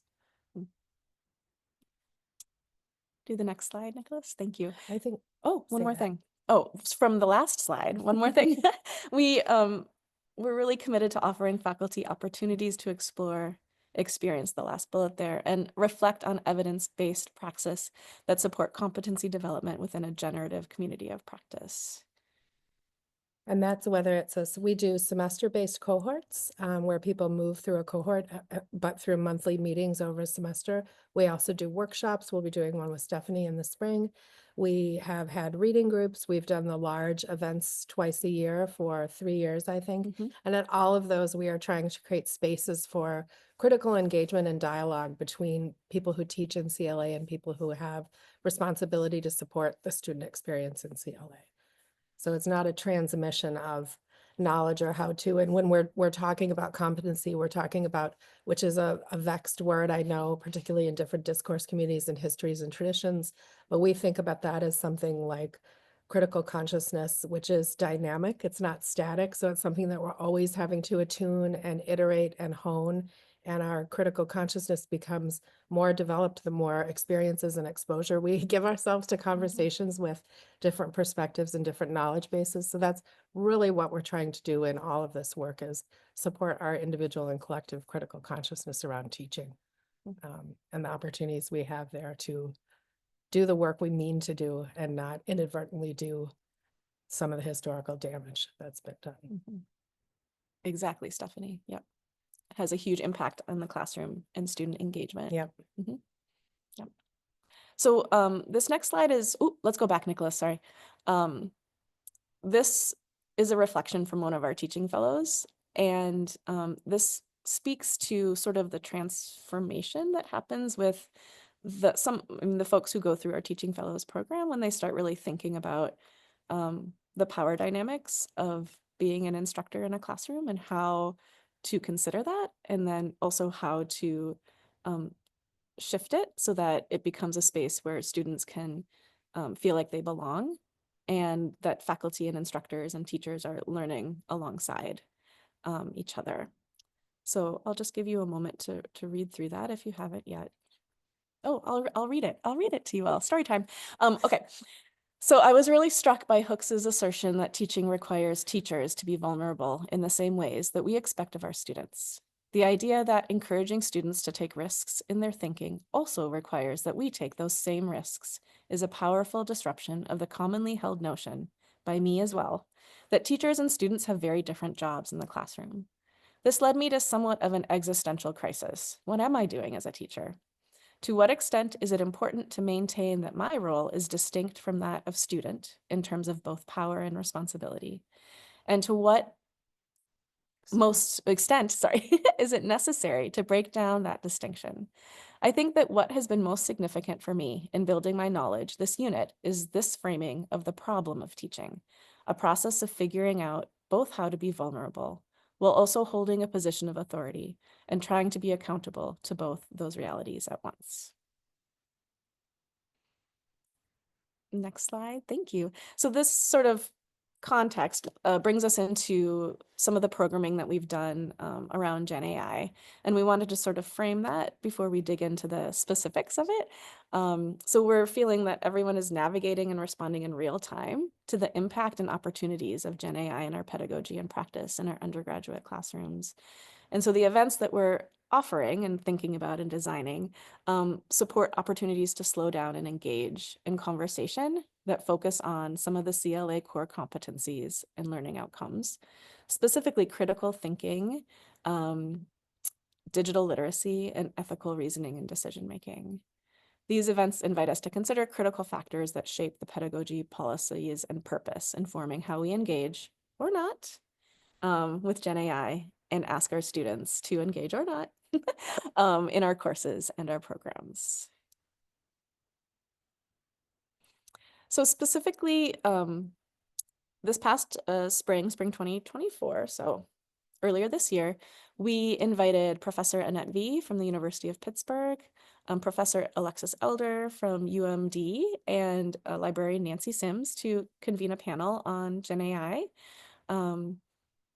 And we asked them to sort of like lay the groundwork for how we're thinking about Gen AI and engaging it. And part of that is just like really understanding how it works and what are some of the ethical implications and what are the ways that bias is reproduced within Gen AI and how do we need to consider those things as we're engaging them in the classroom or not, or trying to pay attention to whether or not our students are engaging with it and how they are. And the ways that bias about which students will engage in it is definitely informing how people are responding to it now. And we're seeing it as a place where particular students based on visible identities or audible identities are being sent forward as more often as people who are plagiarizing using Gen AI than are white students and native speakers of English. So it's another place where we have to really think hard about how we're internalized and kind of insidious associations that we have are playing out here. This past fall, we convened a Gen AI Teaching Fellows cohort where we brought together 10 P&A or teaching faculty and tenure line faculty to think about how they're engaging Gen AI in their classrooms and in their teaching. And it's been a really exciting and interesting and fertile ground for conversation around the implications of this tool and this technology and what students will need to know or not as they're moving into life beyond college. And then there's such a continuum, so it's not everybody's not going to be utilizing or having their students utilize these tools, but they're trying to create a stance and a position around it that is informed by their pedagogical framework, their disciplinary framework, and their learning outcomes for the class. So it's the idea of being together in ways that help us create informed and stances on this that are aligned with our broader pedagogical positioning. This fall in October, we brought in Professor Sid Dobrin from the University of Florida to convene a keynote and workshop about Gen AI. He wrote a book called AI and Writing. We had a lively conversation around different stances and opinions and perspectives on this tool. And that was an event that was done in partnership with CEI and the University Data Sciences Initiative. And thanks to Leanne Breik for helping to, who is the Associate Dean of Undergrad Education, who helped us make that connection. And then looking forward to the spring, we are convening a second Gen AI Teaching Fellows cohort where we are inviting faculty fellows to engage in conversation around, engage in conversation and also think about being leaders, thought leaders in terms of how folks are thinking about Gen AI in their classrooms and in their teaching, and also like what is the college's stance? Like how are we thinking about policy? How are we not thinking about policy? What kind of guidance is important and not important as we move through the context where Gen AI is a very real part of many people's everyday lives. And then let's do the next slide. The last slide.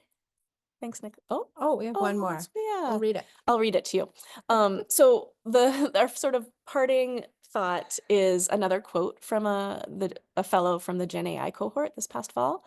And what this fellow says is, "What's clearer now is that the draft project had my goals backwards.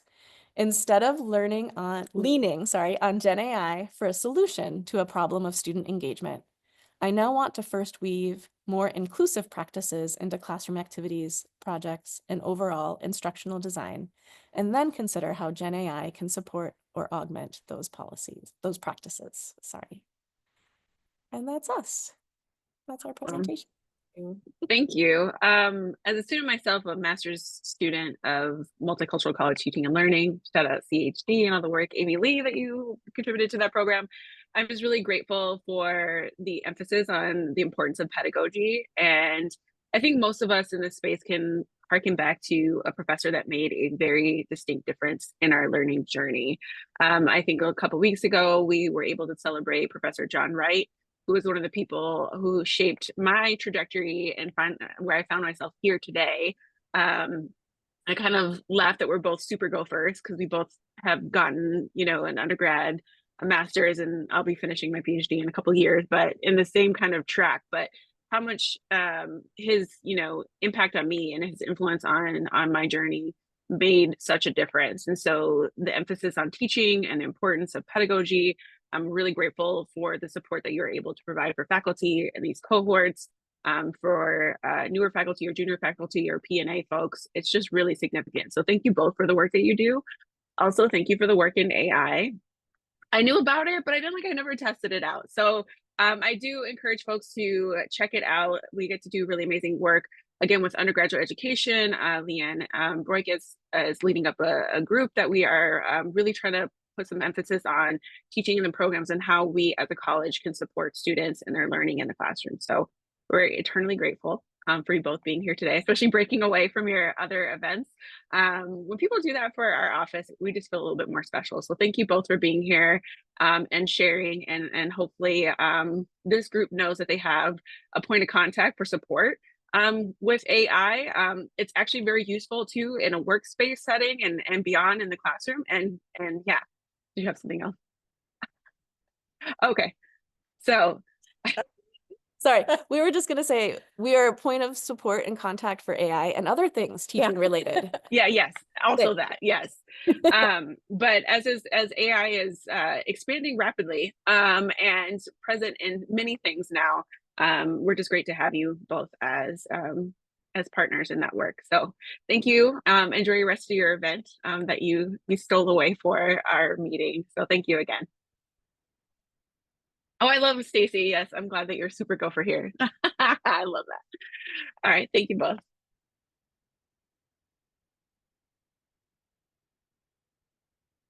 Okay. That was awesome. Thank you, everyone, for sticking with us. We know this meeting can be a little bit long. We hope that you all feel really engaged.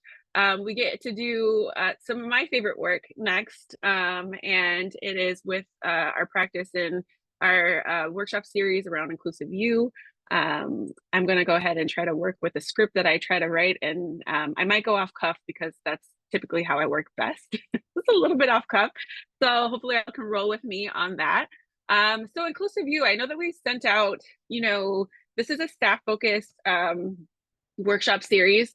We have a good amount of support for our faculty members. I know that there's always room for more support just in general. We have a lot of support for our faculty members. Our office recognized that staff also had opportunities in terms of need for inclusive practices and education around these areas. And we were able to pilot our first cohort of Inclusive You last spring. And we had about 40 people that joined us, which was amazing to see folks show up and care and wanting to do this work. As Dean Aviles had mentioned earlier, this is ongoing work. There's no real stop to it. So the fact that people were showing up was amazing. With that, we expanded in the fall. We brought on 2 other facilitators, Lamar Roberts and Adriana Taborda, who both supported our fall cohorts. We had 4. We opened it up to an online cohort, which was also a new avenue of learning for us. But we're really, again, grateful for the staff members that have participated so far in our inclusive youth sessions. We've had a lot of great engagement. And one of the things that someone had mentioned to me that I felt really excited about is that folks in CLA felt that they could kind of collaborate with people across the college in spaces that they typically weren't in shared spaces with. So across different teams or departments, they had access to those people through this workshop series. So for those of you who have already gone through Inclusive U, don't worry, this slide deck has new and fresh material. You might be familiar with what we're going through, but at least we'll have some new material for you to kind of be engaging with today. So hopefully you all understand that when we do this Inclusive U, we're really trying to focus on the importance of inclusion. CLA is already the most diverse college in the state. We have a lot of folks here, a lot of students. We have faculty, a very diverse college within CLA. So it's really a great part. Diversity enriches us. But the other part of our acronym, right? It's not just diversity, it's also equity, but it's also inclusion. And so our focus really was talking about how we can make our workspaces much more inclusive.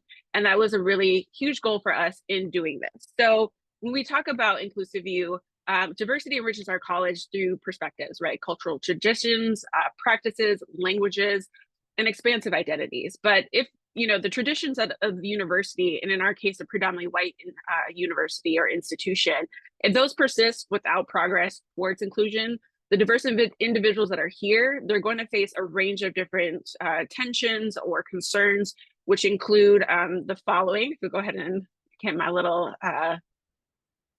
thank you. Including emotional taxation. We have the emotional labor issue of the call-in that kind of goes into this. Cultural taxation. There's limited access to resources and mentoring. And I think there's a couple more. Yes, feeling less valued and feelings of isolation. And then we also have folks encountering racial battle fatigue or even cultural identity battle fatigue. As we know, this is happening across different religious aspects in our community currently, and different ways people are experiencing identity-based fatigue. And so when we think about that, I want to add some data. We shared some of this information from our office at our last meeting, but here are some stats that I wanted to pull in, again, why we're doing Inclusive U. When we have our undergraduate students here, it's important to highlight some of the things about feeling included, feeling like you belong, feeling like you matter. Those are really important parts of inclusion for our college. As you can see, some of the disparities that we have, about 2 times the amount of BIPOC undergraduate students feel like they have to work harder than their white counterparts in the college. We see the same thing, a disparity with our transgender non-binary students. Again, when we're asking our students whether they're treated fairly and equitably on campus, we see a sharp drop when it comes to our BIPOC undergraduate students. For our graduate students on the next slide, we'll see some of these disparities continue. We think about our trans and non-binary graduate students, again, having to work harder, is about 20% higher for our trans and non-binary students. We think about our racial disparities in that same category. 20% of white students say they have to work harder as in comparison to 51% of our BIPOC students. So we see these numbers. I hope they do kind of shake you up a little bit, like we have room to do better. When it comes to our staff and faculty, next slide, please. For our staff, you can see we have some disparities again in the same category, that center category. You have to work harder than others to be valued equally. Almost twice the amount of BIPOC staff within CLA have the feelings of having to work harder. And we think about some of these other ones, the opportunities are much more even, which is awesome on our in regarding the work of our office. But you can see that's a little bit more even keeled. And then, thinking about the satisfaction and to the commitment, we see some disparities there across racial lines. For faculty, our next one, please.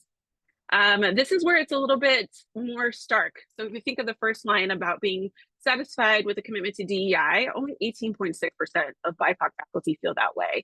And again, if you take the next point of data, having to work harder to be valued equally, again, we're looking at a 30% difference between white and BIPOC staff. And then staggeringly, we see 83% of transgender and non-binary faculty having to work that much harder to feel valued equally. So again, a lot of this work that we're doing with Inclusive U is in direct response to the DEI climate survey data. We've also pulled in some of the stats about employee engagement.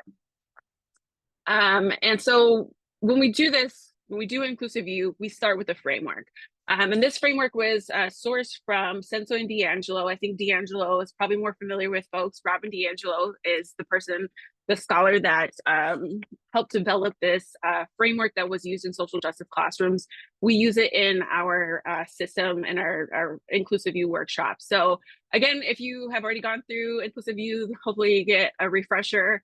If this is new to you, I'm so glad you're here in our meeting today. So there's 4 pillars involved that are really high points that really help develop a foundation in DEI. Number 1 being knowledge construction. Number 2 being positionality, which we've talked about a couple times today already. The 3rd is internalized oppression and internalized dominance. And the 4th one is safety. If we pull these things together, we can create more inclusive spaces, not only for our team members, but for other colleagues on different departments or in different departments or teams. And also our students, right? This could even work in the line at the grocery store when you're checking out with all of your holiday, basket, probably full of things. Just engaging with people using this framework has been really helpful. I used it in my classroom when I taught social justice studies with a range of learners, students who had zero idea about diversity, equity, inclusion, and social justice, to people who had been doing this for years. Next slide, please. So we'll go through them, right? And we'll talk about the 4 different categories. So the first one being knowledge construction. Knowledge construction is really basically, how do you know what you know? People are taught these different things from an early age. And so we think about it, whether it's like how you tie your shoes. Do you do the 2 loops and then tie a knot that way, or do the wrap around? People are taught different things throughout life on the right way to do things. And when we consider something to be right, then there's often someone who's doing something wrong. And they have larger and broader implications when we have those ideas. So when we think about the framework in terms of knowledge construction, is really understanding that knowledge is socially constructed and rooted and shaped by specific positions and interests. And so what we'll start off with is this slide right here. And I'm engaging everybody at this point to be active in the slide, or not the slide, the chat room. If you can please tell me what you see in picture 1. What would you call the item in picture 1? If you can put that in the chat, we'll see what people say. Oh yeah, Coke, okay. A can of soda, soda can, soda, Coca-Cola, pop soda can. Okay, so the folks from sweaty aluminum can. Okay, so we're getting to the material, a Coke. Okay, so this is my very fun Gen AI, or my AI generated soda. I call it soda. I'm not from Minnesota, which Minnesotans are more apt to say the word pop, right? And different geographic locations have different names for what this is. If you're in the South, it's probably just called a Coke. And it's like, what kind of Coke do you want? It could be a Sprite. It could be, something like orange. Is it orange soda? I don't really drink soda that much. I do sparkling water. And some people might think it's a sparkling water, but depending where you are geographically, what is in this picture will change. And so I can see it over here in the chat that it's, what kind of Dr. Pepper, thank you. See, thank you, Jenny. Caitlin, thank you for letting me know. Like, geographically, it's going to change. Can anyone tell me what's in the second picture? I wonder how many people are familiar with what's going on. Megan, okay. Megan coming in with the heat. Yes. Okay, perfect. Some folks are less familiar with this. Antisocial neighborhood or neighbor. Love that too. So what happens is, in these other like northern states where you get a lot of snowfall, not everyone has the snow removal process that we do, right? We have like snow emergency, particularly in cities, and so like it will essentially it will plow the snow for you. But these other places, like the folks who are like the homeowners, they plow their street, or they like shovel out their street. But when you do all that work and then someone comes in and takes your parking spot, people get a little bit feisty about that. So what happens is people started putting like lawn chairs out to reserve their parking spots. So when you pull in, they would remove the lawn chair and it would park in the spot that they had, shoveled out, because they put all this effort in and they didn't want to do that. This is a practice not well known in different areas. I'm pretty sure in Arizona, people are like, what in the world is this? But this is, yes, parade. This is very much a dibs thing. But culturally, this practice is normalized in these areas because of this amount of effort and labor. People want to reserve their spot. This has been made illegal in many different places because like you can't just reserve your spot with a lawn chair. But I think some people still do it and people probably turn the other eye. All right, anybody can tell me like what's in picture 3 or who is in picture 3? Civil War soldier. Okay, thank you, Peter. Yes, Caitlin about the cookout. A cavalry officer, Civil War, a scary dude. Okay. Yep, Kathy, I don't know which side. I actually do know what side, but a Civil War soldier. Okay. All right. So Katie and Peggy, both of y'all said dude. This is actually a woman. This is a woman who actually cross-dressed. Her name was Frances Clayton. Let me grab the little link for you so you can go check out. Here we go. If you want to look into this. So a lot of women during the Civil War would cross-dress so that they could participate as soldiers.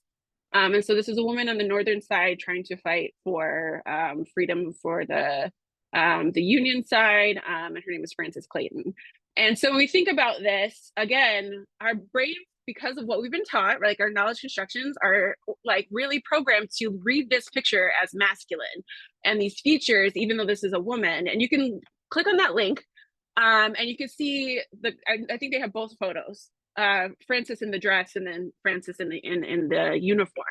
But our minds are often taught, particularly in the way that we're socialized now, to believe these are masculine traits and this would be automatically someone who would be male, right? But in reality, it's just a matter of clothing and what they put on. They change their entire gender identity or appearance by their clothing, right?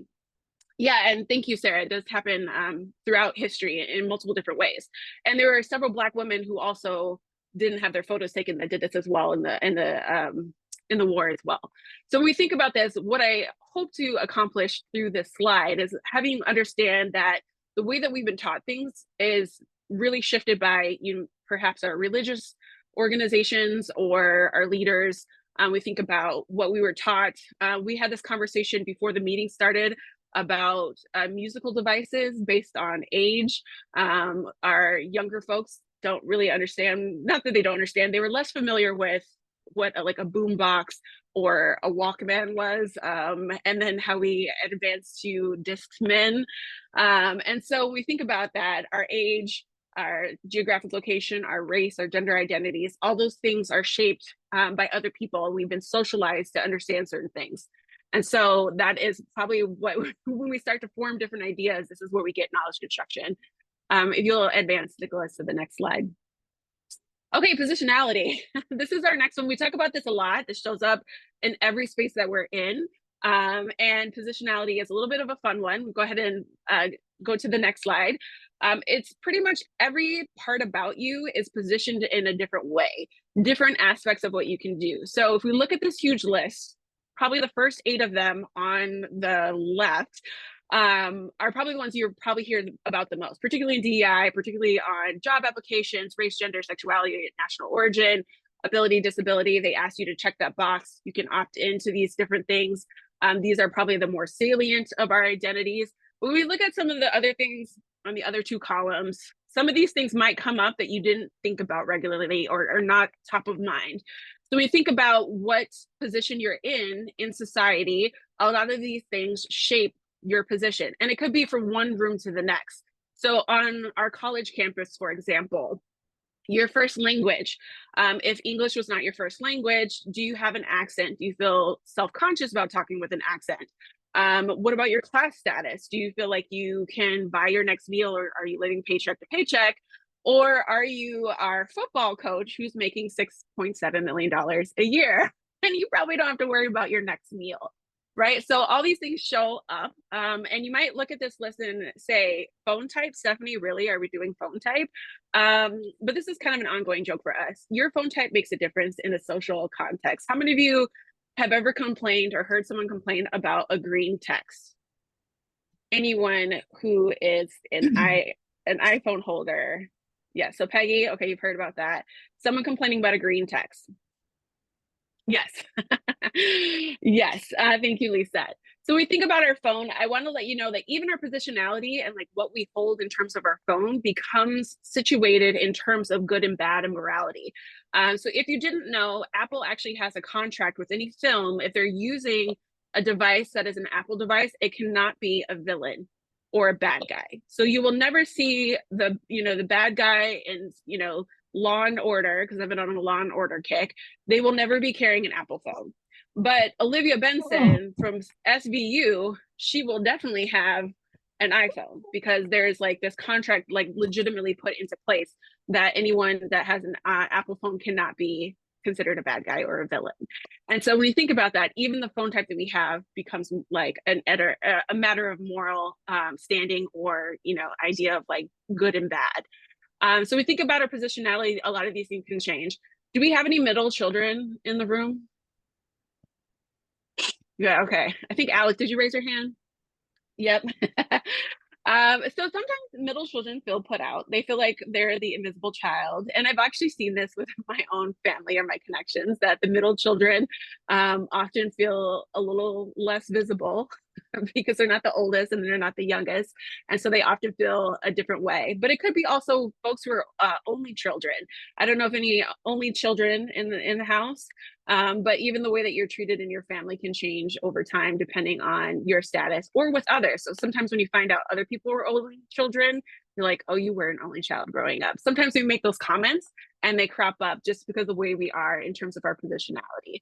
Does anything on this list surprise anybody, or you hadn't really thought about positionality? If you want to put that in the chat. Anything on this list?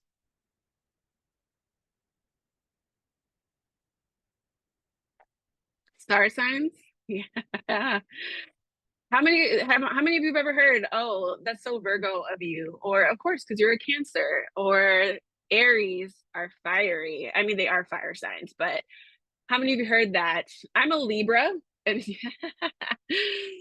a Libra, and we're very well known for being indecisive. And sometimes I am. When I'm looking at a menu and I'm looking between two things, I cannot make a decision to save my life. Fashion style, yes, John, when we think about different situations, including Trayvon Martin. Trayvon Martin was targeted because he was wearing a hoodie.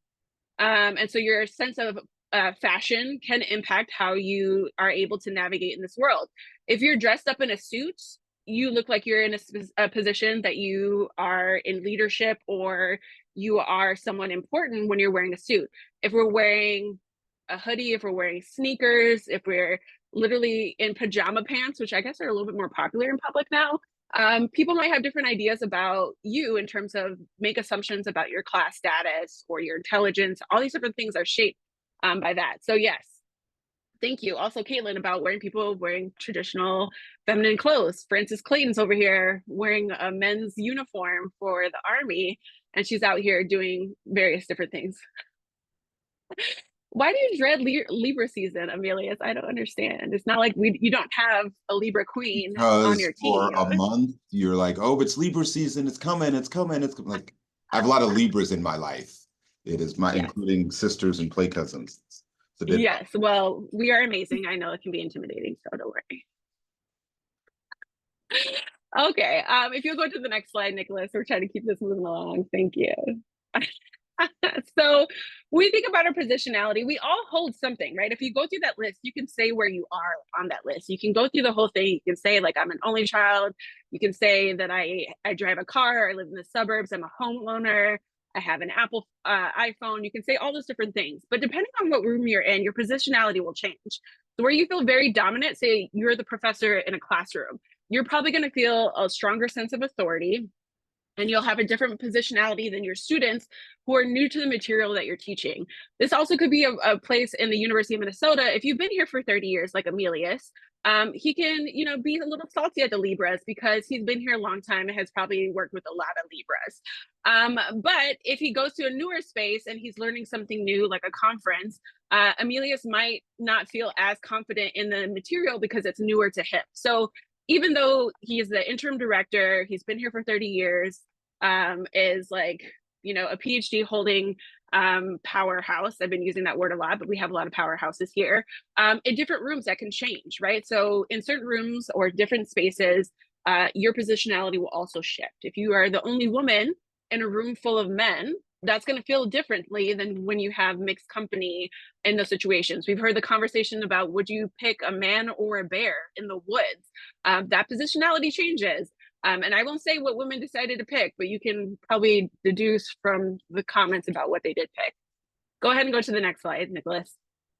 Thank you. So when we think about positionality, that list of things, you get different privileges from those areas. Because I have an iPhone, I have Apple Pay, and I can go to Target without my wallet and just tap my phone. I don't have to use cash. I don't have to break out my card. I don't have to do anything. I can just double tap, pay, and walk out with my cart of ridiculous things that Target told me to buy. And that's a privilege that I have. So my students had given me really very clear and simple definitions of privilege.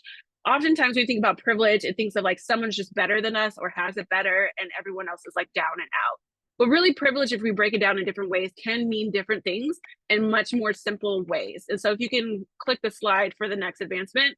So privilege is having options. As I mentioned, I can walk into Target, I can pay with a $20 bill, unless my total is more than $20, which normally is. But I can pay with my $20 bill, I can pay with my credit card, I can pay with the chip on my credit card, or I can pay with my phone, or I can pay with my watch.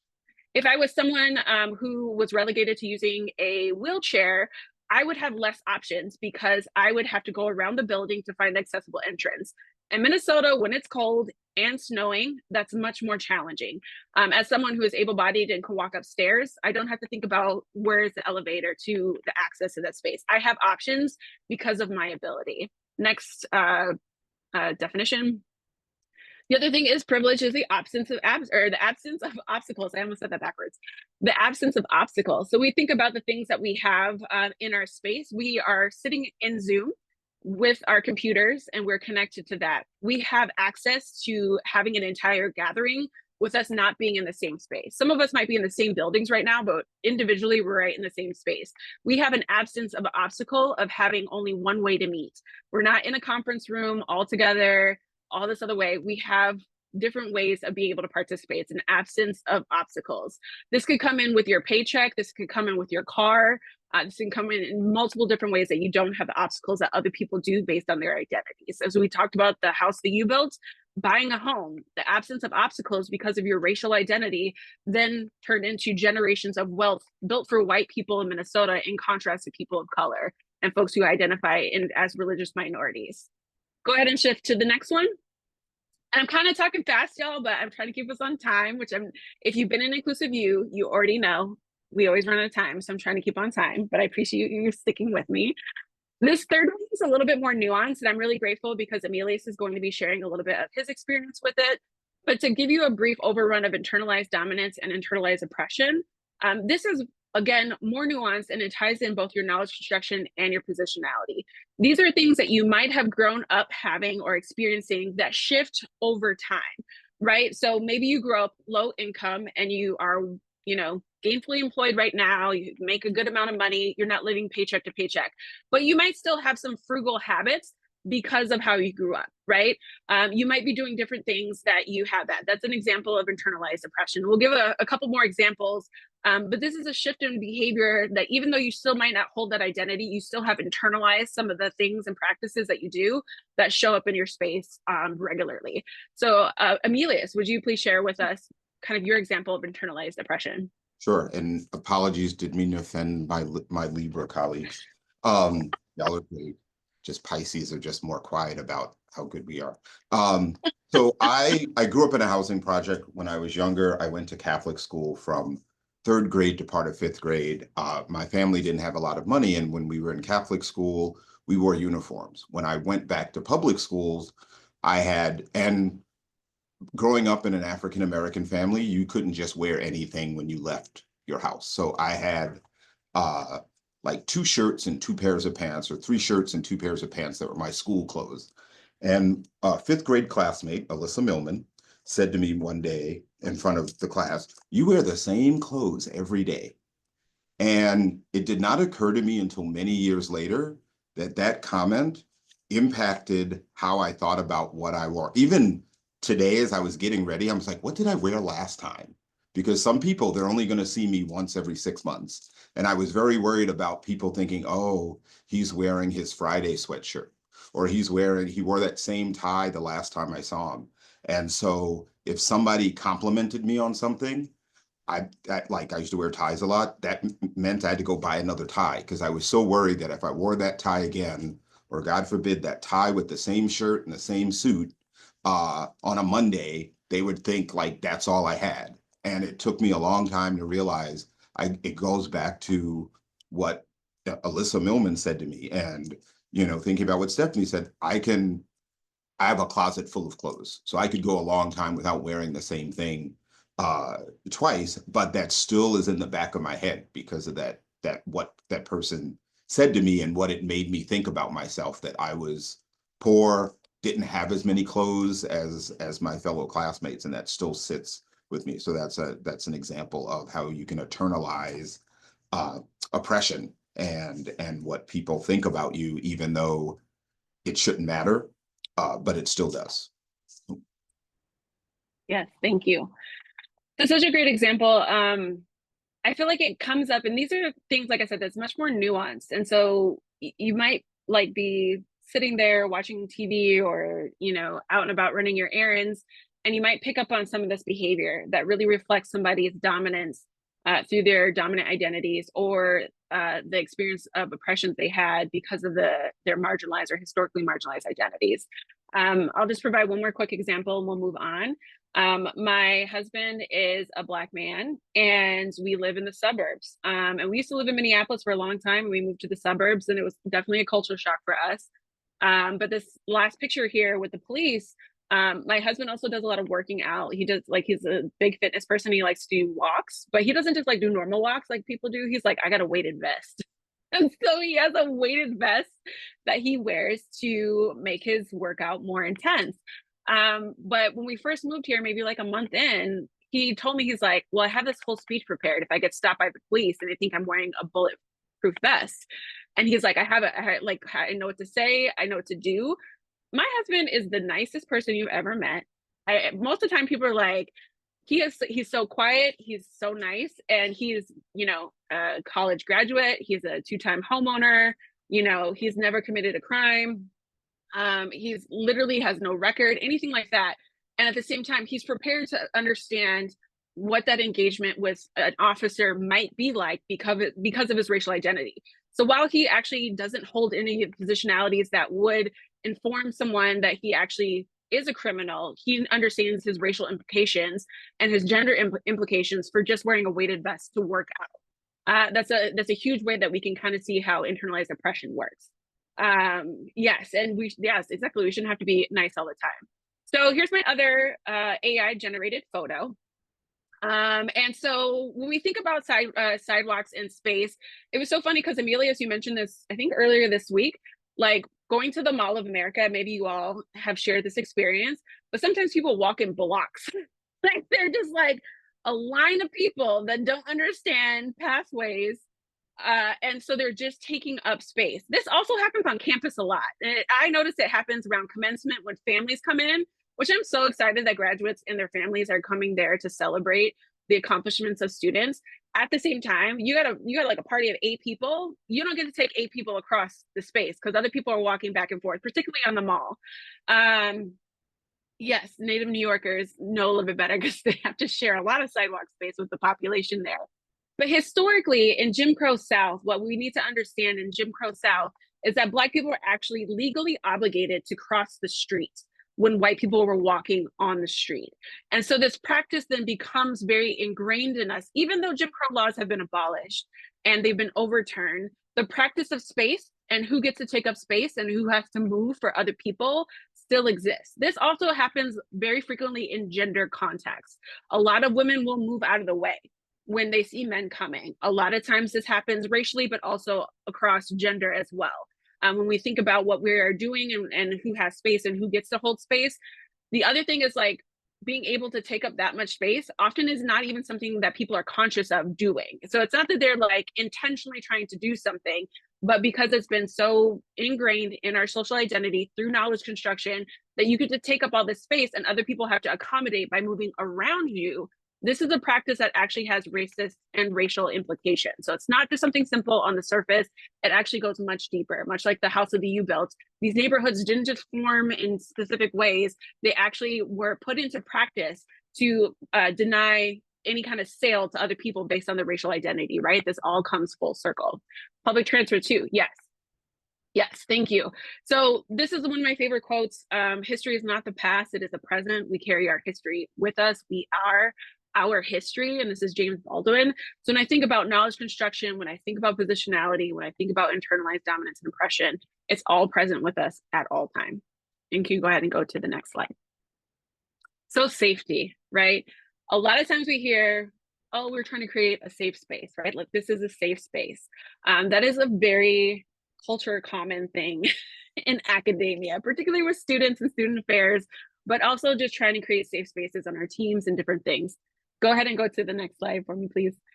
So I just want to go over some clarifications about what safety is and what safety is not. When we talk about safety, oftentimes I really like to emphasize the difference between impact and intent, right? Your impact will always matter more than your intention. If you're standing in line at Target, I'm just going to go back to Target because, you know, I love Target. If I'm standing in line at Target and I don't see someone behind me in the checkout line and I back up without looking behind me and I step on someone's toe, I didn't mean to step on them, right? But their foot still hurts, right? Because one, I'm not a small person, and two, I probably stepped back with the idea that no one was behind me. So I stepped on their foot still hurts. I had no intention of harming anyone. I had no intention causing anyone pain, and yet I did those things. So what I want you to focus on is really understanding that our impact will always matter more than our intention. Even if you have good intentions, your impact on what you do and say and behave with other people will matter more. So safety in a workspace, in a classroom, safety is a sense of belonging and mattering. Having someone know that you are meant to be there. We recently shared an issue on imposter syndrome or imposter phenomenon, and we can see the difference of people feeling safe enough to be themselves or feel like they're confident in their capacities, and having a system that lets them know that they do or do not belong there makes a huge difference. Safety is also having your identities acknowledged, represented, and respected. Again, we have these folks that are talking about this is a can of Coke. Some of these people who are like, I'm an only child. Some people say, I have a droid, but I'm not the villain. All these things in representation and feeling like you're allowed to exist in a space, have your difference of identity, your difference of opinion, in terms of like whether or not you can say, I like Coke versus Sprite, not whether this group of people is bad and this one is better. Those things are not the same. So we want to make sure that we understand that people are allowed to be in a space and exist as themselves, to be authentic, to use their accents, to style the hair they want to style it, to be able to wear the clothes that best express them, to be able to take the mode of transportation that they want to take without being judged or assumptions made about them. So having your identities acknowledged, represented, and respected. I don't know if any of us remember seeing perhaps like a childhood movie where the main character looked like you and what that felt like, knowing that you connected to that person and that representation mattered. If you also grew up where none of the main characters looked like you, that also probably sat with you a little bit, that none of these main characters look like me at all. Representation matters in our spaces, in our classrooms, on our teams. The last point on safety is support and accountability for when trauma happens. So when people are microaggressed on your team, when we have macroaggressions, which are the overt types of aggression, or when people are physically harmed or threatened, how are we supporting them? If you're in a supervisory role, how are you supporting and making your team members feel safe when those things happen? How are you working to understand when a microaggression does happen? Because sometimes we're not even aware that what we're saying is a microaggression. So how are we developing ourselves to have those skills to be able to not only recognize the microaggression, but to be able to interrupt them? So in the yellow box here, we have what safety is not. So you're not unsafe or well, safety one is not avoiding the issue. If we're going to avoid the elephant in the room, people are going to feel unsafe. So if someone is microaggressed on your team and no one addresses it, they might feel unsafe being there in your team because they don't have other people to back them up or support them. So if you just avoid what was said, like, we'll just push past it, or it wasn't that big of a deal, that really leaves other people vulnerable in a space where they do not feel safe. So safety is not avoiding the issue or the elephant in the room. Safety is not prioritizing intention over impact.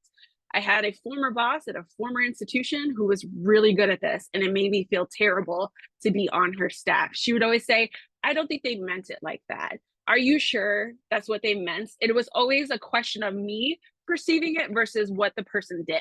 And so I was over here reeling from the impact, but I never had the person actually acknowledge that even if they didn't intend it that way, I'm still feeling it. Someone still stepped on my toe. And that was a really big part that she continuously missed. And it made me not feel safe on her team. The last thing, and this one's a little bit more nuanced as well, you're not unsafe in a space if your privileged identity gets challenged. This happened to me in a team where we're working on a social justice retreat for students. We're doing the practice, and I had went up to someone and I touched their shoulder as they were standing next to me in like an activity. And they told me, like, I didn't consent to you touching me. And I was like, oh my God, like my privilege and feeling comfortable in, someone touching my shoulder to get my attention. And it, like, I felt so uncomfortable then, now, like, second guessing all my behavior. This might have happened to you if you said something and you're like, oh my God, I must have offended that person. You might have to sit with that discomfort, but that discomfort, it doesn't mean you're not safe. My privileged identity didn't change because I am still okay if someone tapped me on the shoulder. This person was not. And so me having to deal with my discomfort did not change my position of safety in that space. I ended up interrupting someone else's safety by my practice and my own dominant identity and reaching out and touching that person. So I want you to understand that just because your privileged identity does get impacted in a situation, that doesn't mean that you're unsafe. It means that you have to sit with what that dominant identity means in relation to the other person on your team. And if you're really trying to be inclusive, you should be mindful of that. All right, any questions before we move on to some of the breakouts, because we're about to do our breakout sessions? Any questions? I know I kind of talked a lot. I know it's a lot. It was kind of quick, y'all. It was like rapid fire. So go ahead. We end at 11:30. Oh, we do? Oh, why was I thinking we had way more time? Well, because it used to be 3 hours. Yes, true to form. We ran out of time for Inclusive U. So if you've been in the team, you understand that. We would have had discussions, but you can look at the slides. They are available in the slide deck. And I would encourage you to think about the discussion questions that you would have had time to talk with someone today in our sessions, in our breakout rooms that Nicholas so wonderfully prepared for us that we don't have time for it. But please look at them. And again, forgive me and my tardiness. We did try to cut it down, y'all. We did. But I'll pass it over to Amelia, so I think we have final words. But thank you for sticking with me. I hope those foundations and that framework can show up with you at work, when you work with other people on your teams, when you're at Target, when you're dealing with your sibling who's a middle child, in any way that comes up, how you can be more inclusive with the folks that are around you. So thank you for sticking with me. And I'll go ahead and pass it over to Amelia because we ran out of time. Thank you. I just want to say to Sophie's comment, this is like Dancing with the Stars. So it's not 7 years. It's like, Dancing with the Stars is like 30 something seasons. I'm like, it hasn't been around that long, but they have 2 seasons a year or something. So we do this twice a year. So since 2021, I think, or maybe 2022 is, yes. So also, thank you for letting me know we ended at 11:30 because I would have kept on to 11:30 because I would have kept on talking now. We would have had a whole thing. Change is hard. So there's a thing going on right now. Thank you all for coming. I will just take a couple of minutes real quick just to highlight. I wanted to highlight some of the work that our small but mighty team has been doing this year, and looking forward to doing more good work. The example that Stephanie just shared is one example of an initiative that we started. Maybe it was January or February of last year, Inclusive U. So some of the things that I'm going to go through, and I won't highlight all of them, are things that may have started before I became the interim director, but a number of the things kind of started after. With regard to staffing, We hired a new graduate assistant, Lisette Horn, who is a PhD student in social psychology. We created a temporary role of DEI and public engagement administrative coordinator, and we're very happy to have Adriana Traboda joining us in January. We're doing a pilot project with sociology to hire an intern so they can use the intern scholarship funds that exist in the college and in certain departments, and we may pilot that with other departments. We done some work to help faculty departments that are hiring, doing faculty searches, to be intentional about how do you integrate diversity into the recruitment, search, selection, onboarding, and we also help facilitate the process. So we hopefully will have 2 PPFPs joining us in the next academic year. We've done a number of things to help enhance climate. We did another round of DEI and social justice pedagogy grants, awarding them this time to Chicano Latino Studies, Philosophy, and Speech Language Hearing Sciences. One of the things we wanted to lean into is recognizing and acknowledging that there are a range of religious holidays that many of our faculty, staff, and students celebrate and are important to them. And so we've been intentionally sharing information and creating information about more than just Ramadan and Passover. We have one that's coming out soon about Hanukkah and Christmas and Orthodox Christmas, and we will do this for a number of other religions. For the first time since 2020, we are bringing together folks in the college who are committee chairs or leads or liaisons for the different DI committees in the college, so we could see what's going on, so we can figure out how to share some of the great work that's happening in some of our colleges or some of our departments. Here are some other things that we've done in the enhancing climate space, including providing opportunities to talk about data in climate and employee engagement. Still working to support the Equity Lens Policy Review Committee and the Workplace Climate Equity and Inclusion Work Group. In the public engagement space, we organized an event in September, kind of connected to our efforts around the 60th anniversary of the March on Washington, that was focused on voting. It was a great partnership with the Minnesota Humanities Center. Launched Inclusive U. We did several courageous conversations about race book studies with several departments, Hubbard School of Music and Lattice. We're looking to do more this fall or this spring. If anyone's interested, they can reach out to me. We reimagined the call-in, comes out every other week. It's a little shorter, hopefully, but happy that we did 22 issues this year. And then the next slide, just very happy that we've been able to provide some financial support to a number of activities in the college, because the great DEI and public engagement work that happens in the college doesn't just come from 220 Johnson Hall. So these are just some of the things that we've been able to support, and we're very happy to be able to do that. The last thing I will say in closing, again, very happy to have all of you as partners in this work. This work isn't just done by the people who have the pleasure of working with in our office, but all of you throughout the college, and I appreciate that. And so we have break coming up, and so I wish everyone a good winter break. For those who celebrate Christmas or Hanukkah or Kwanzaa or Eastern or the Orthodox Christmas, best wishes for you as you gather with your friends and family. For those who are not celebrating any religious holidays that are coming up in the next month, enjoy your time off and away from email and whatever building you typically work in. Stay safe, stay well, and stay hopeful. And thanks for joining us today.